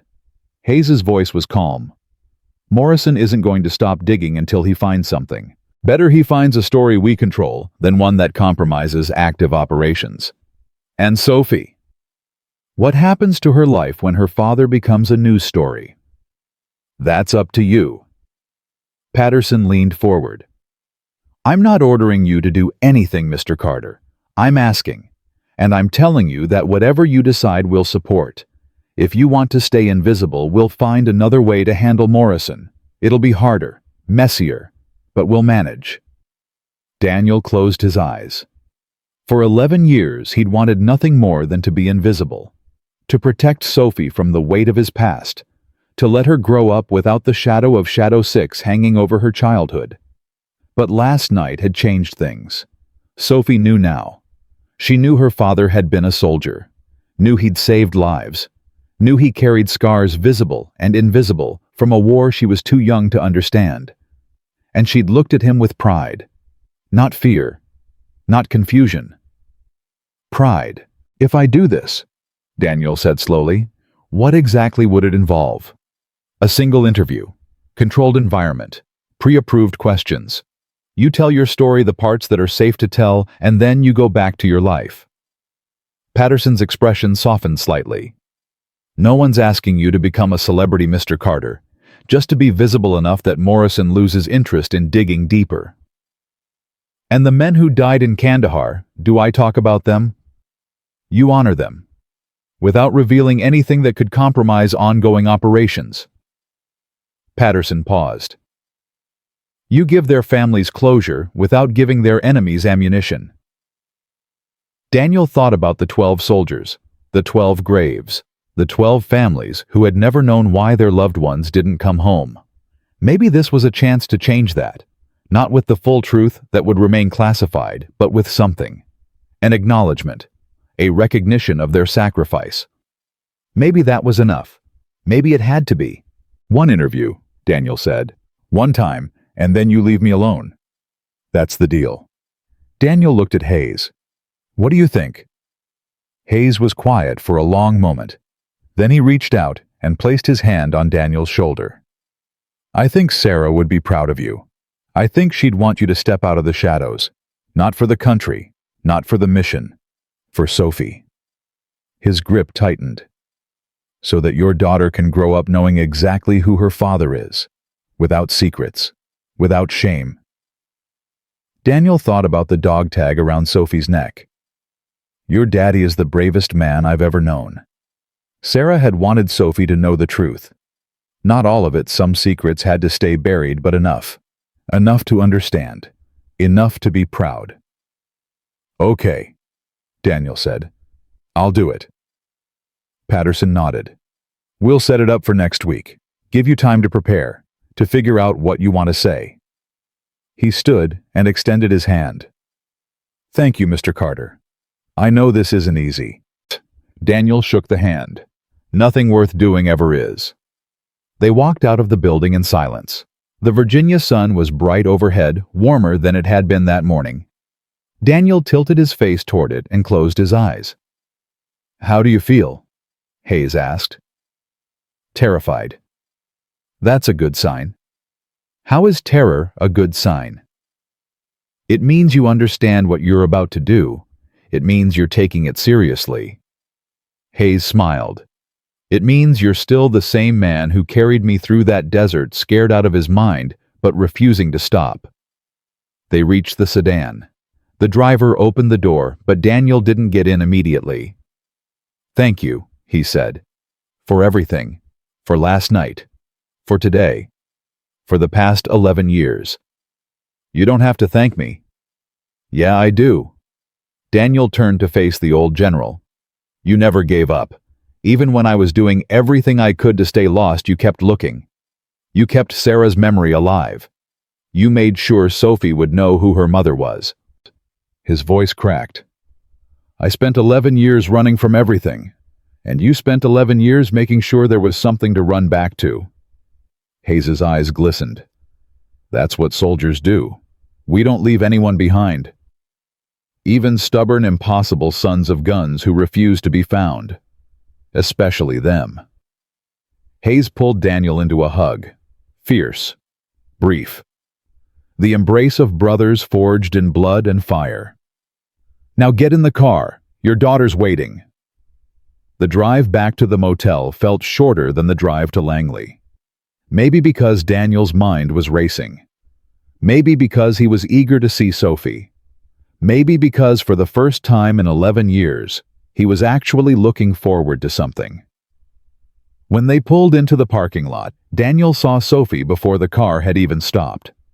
She was standing outside the motel room with Grace, her face pressed against the railing, watching for him. The moment she spotted the sedan, she started jumping up and down. "Daddy! Daddy!" Daniel was out of the car before it fully stopped crossing the parking lot in long strides. Sophie broke free from Grace and ran toward him, crashing into his legs with enough force to nearly knock him over. "You came back! You came back! I told you I would." "I know, but I was still scared." Sophie looked up at him, tears streaming down her face. "I tried to be brave like Mommy said, but I was still scared." Daniel knelt down and gathered her in his arms. "I was scared too, sweetheart, but I thought about you the whole time, and that made me brave enough to do what I needed to do." "What did you need to do?" Daniel hesitated. How do you explain government bureaucracy and controlled narratives to a 7-year-old? "I had to make a decision about whether to keep hiding or to let people know who I am." "Which one did you choose?" "I chose to stop hiding." Sophie pulled back and looked at him with those green eyes. Sarah's eyes. "Good," she said, "because I don't want you to hide anymore. I want everyone to know my daddy is a hero." Daniel felt something break inside his chest, something that had been holding him together for 11 years. "I'm not a hero, Sophie." "Yes, you are." Sophie touched his face with her small hand. "You're my hero, and Mommy's hero, and the General's hero." She paused. "And now you're going to be everyone's hero, right?" Daniel didn't know what to say. Grace approached her, expression gentle. "She's been practicing hospital corners all morning. She's actually pretty good." "I made the bed 3 times, Sophie announced proudly. "And Grace said my corners were almost as good as hers." "Almost," Grace confirmed.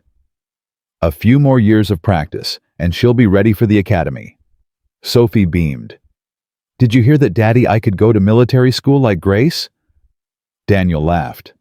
The sound surprised him. He hadn't laughed like that freely without thinking in longer than he could remember. "Let's start with 2nd grade, sweetheart." Hayes had gotten out of the car and was watching the reunion with a smile that made him look 10 years younger. "We should get going," he said to Grace. "Let them have some time together." Grace nodded and knelt down to Sophie's level. "It was wonderful meeting you, Sophie. You take care of your daddy, okay?" "I will. I promised Mommy. Grace's eyes glistened. Your mommy picked a very good girl to take care of him. She stood and hugged Daniel one more time. Call me. Anytime. About anything. I will.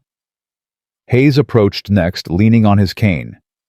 The interview is scheduled for next Thursday. Someone from our office will be in touch with details. He paused.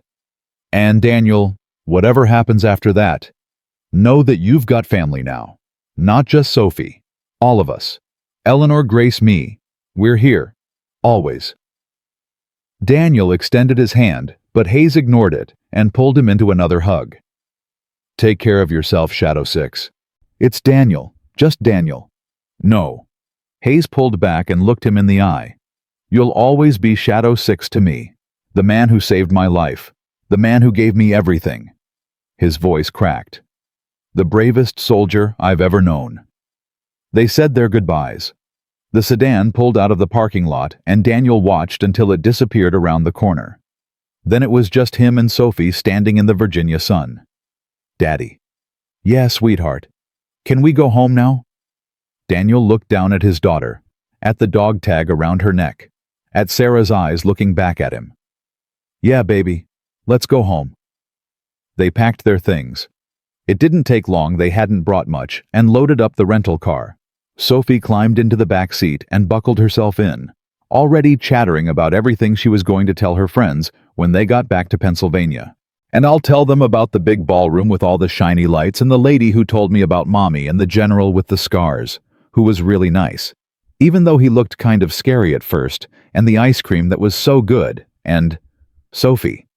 Yeah, I love you. Sophie stopped mid-sentence. Her face softened into a smile. I love you too, Daddy. Daniel pulled out of the parking lot and headed north. The drive back to Pennsylvania took 6 hours. Sophie fell asleep after the first two, exhausted from the emotional whirlwind of the past 24 hours. Daniel drove in silence, watching the miles tick by, thinking about everything that had happened and everything that was about to happen. In 1 week, he would sit down in front of a camera and tell his story. Not all of it, some parts would stay buried forever, but enough. Enough to satisfy Morrison's hunger for transparency. Enough to honor the men who had died in Kandahar. Enough to finally step out of the shadows he'd been hiding in for 11 years. He didn't know what would happen after that. Didn't know if his life would change dramatically, or if things would slowly return to normal. Didn't know if Sophie would face questions at school, if neighbors would treat them differently, if the quiet invisibility he'd worked so hard to build would evaporate overnight. But he knew one thing. He was done running. Sarah had known the truth and loved him anyway. Sophie knew the truth and loved him even more. And somewhere out there, a general and his family were living their lives because of choices Daniel had made in a desert half a world away. That had to mean something. That had to be worth something. They arrived home just after sunset. The small apartment looked exactly the same as when they'd left: dishes in the sink, Sophie's drawings on the refrigerator, Sarah's photo on the mantel. But somehow everything felt different. Daniel carried Sophie inside. She'd woken up but was too tired to walk and laid her on her bed. He pulled off her shoes, tucked her under the covers, and kissed her forehead. Good night, sweetheart. Daddy. Yeah. I'm glad we went to the gala. Me too, baby. Even though the guards were mean and people whispered, even though. Sophie's eyes were already closing. Mommy would have been proud of us. Yeah. Daniel's voice was barely a whisper. She would have been. He sat there until Sophie's breathing deepened into sleep. Then he walked to the living room and stood in front of Sarah's photo. She was smiling in the picture. That smile he'd fallen in love with in a mess hall a lifetime ago. The smile that had gotten him through Kandahar, through the nightmares, through everything. I did it, he said softly. I took her to the gala. She saw your name on the wall. She knows who you were, who you really were. The photo didn't respond, but Daniel could almost hear Sarah's voice. I knew you would. I always knew. I'm going to do an interview next week. Tell people about what happened, about the soldiers who died. He paused. I'm scared. But Sophie said brave people do things even when they're scared. She learned that from you. She learned it from both of us. Daniel reached out and touched the glass of the frame. I miss you. Every single day. I know. But you're not alone anymore, Danny. You never were. He stood there for a long time talking to his wife's photo, telling her about everything that had happened since she'd been gone. The struggles, the victories, the small moments of joy that kept him going when the darkness tried to pull him under. When he finally went to bed, he slept without nightmares for the first time in 11 years. The interview aired the following Thursday. Daniel sat in a studio in Washington, wearing a new suit that Eleanor had insisted on buying him, and told his story. Not the classified parts, those stayed buried, but everything else. The soldiers who had died, the ones who had lived. The weight of carrying a man 6 miles through enemy territory while bullets tore through his shoulder. He talked about Sarah, about meeting her in a mess hall, about falling in love during a war, about losing her to a disease that should have been preventable, that should have been caught earlier, that should have been treated differently. He talked about Sophie, about the promise he'd made to bring her to the gala, about the dog tag around her neck and the message her mother had left her. And at the end, when the interviewer asked him what he wanted people to take away from his story, Daniel looked directly into the camera and said, I'm not a hero. Heroes are people who don't get scared. I was scared every single day. But I did what needed to be done anyway because there were people counting on me. He paused. If there's anything I want people to understand, it's that. Being brave doesn't mean being fearless. It means being scared but doing it anyway. Because that's what we owe to each other. That's what we owe to the people we love. The interview went viral within hours. By the end of the week, Daniel Carter's face was on every news channel in the country. Letters poured in from veterans, from military families, from ordinary people who had been moved by his story.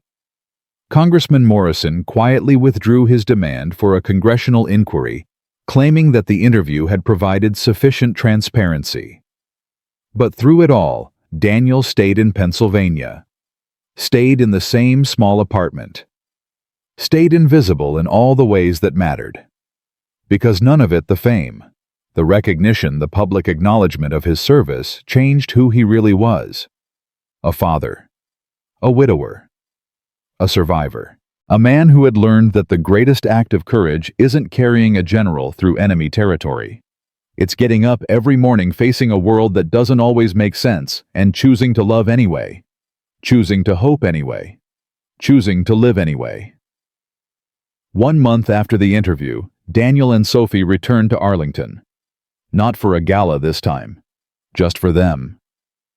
They stood before the memorial wall tracing Sarah's name with their fingers. Daniel told Sophie more stories about her mother. Real stories, the kind he'd been too scared to tell before. Stories about Sarah's courage, her humor, her fierce, unshakable love for the people she cared about.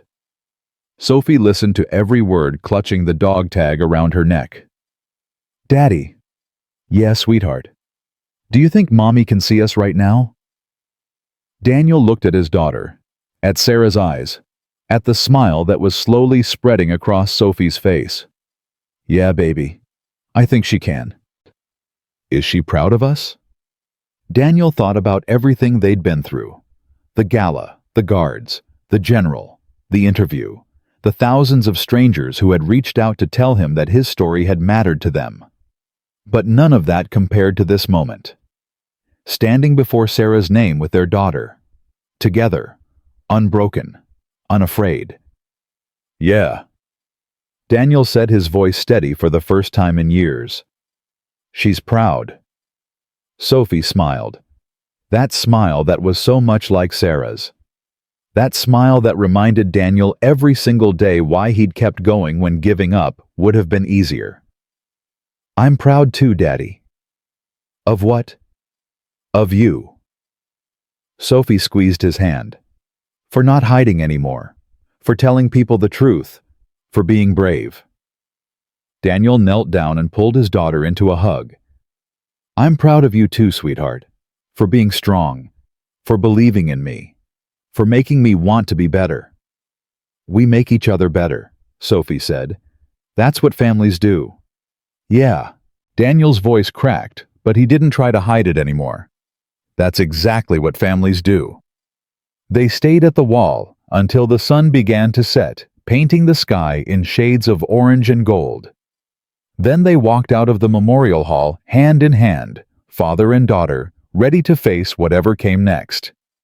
Behind them, Sarah's name remained carved in stone, a testament to her service, a reminder of her sacrifice, a promise that she would never be forgotten.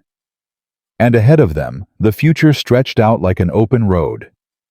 Unknown, uncertain, but no longer frightening. Because Daniel Carter had finally learned what Sarah had been trying to teach him all along. The bravest thing a person can do isn't fighting in wars or carrying wounded soldiers through enemy territory or surviving against impossible odds. The bravest thing is opening your heart, letting people in, allowing yourself to be known, truly known, even when it's terrifying. That's what Sarah had done when she fell in love with a soldier named Shadow 6. That's what Sophie was doing every day, loving her father without reservation.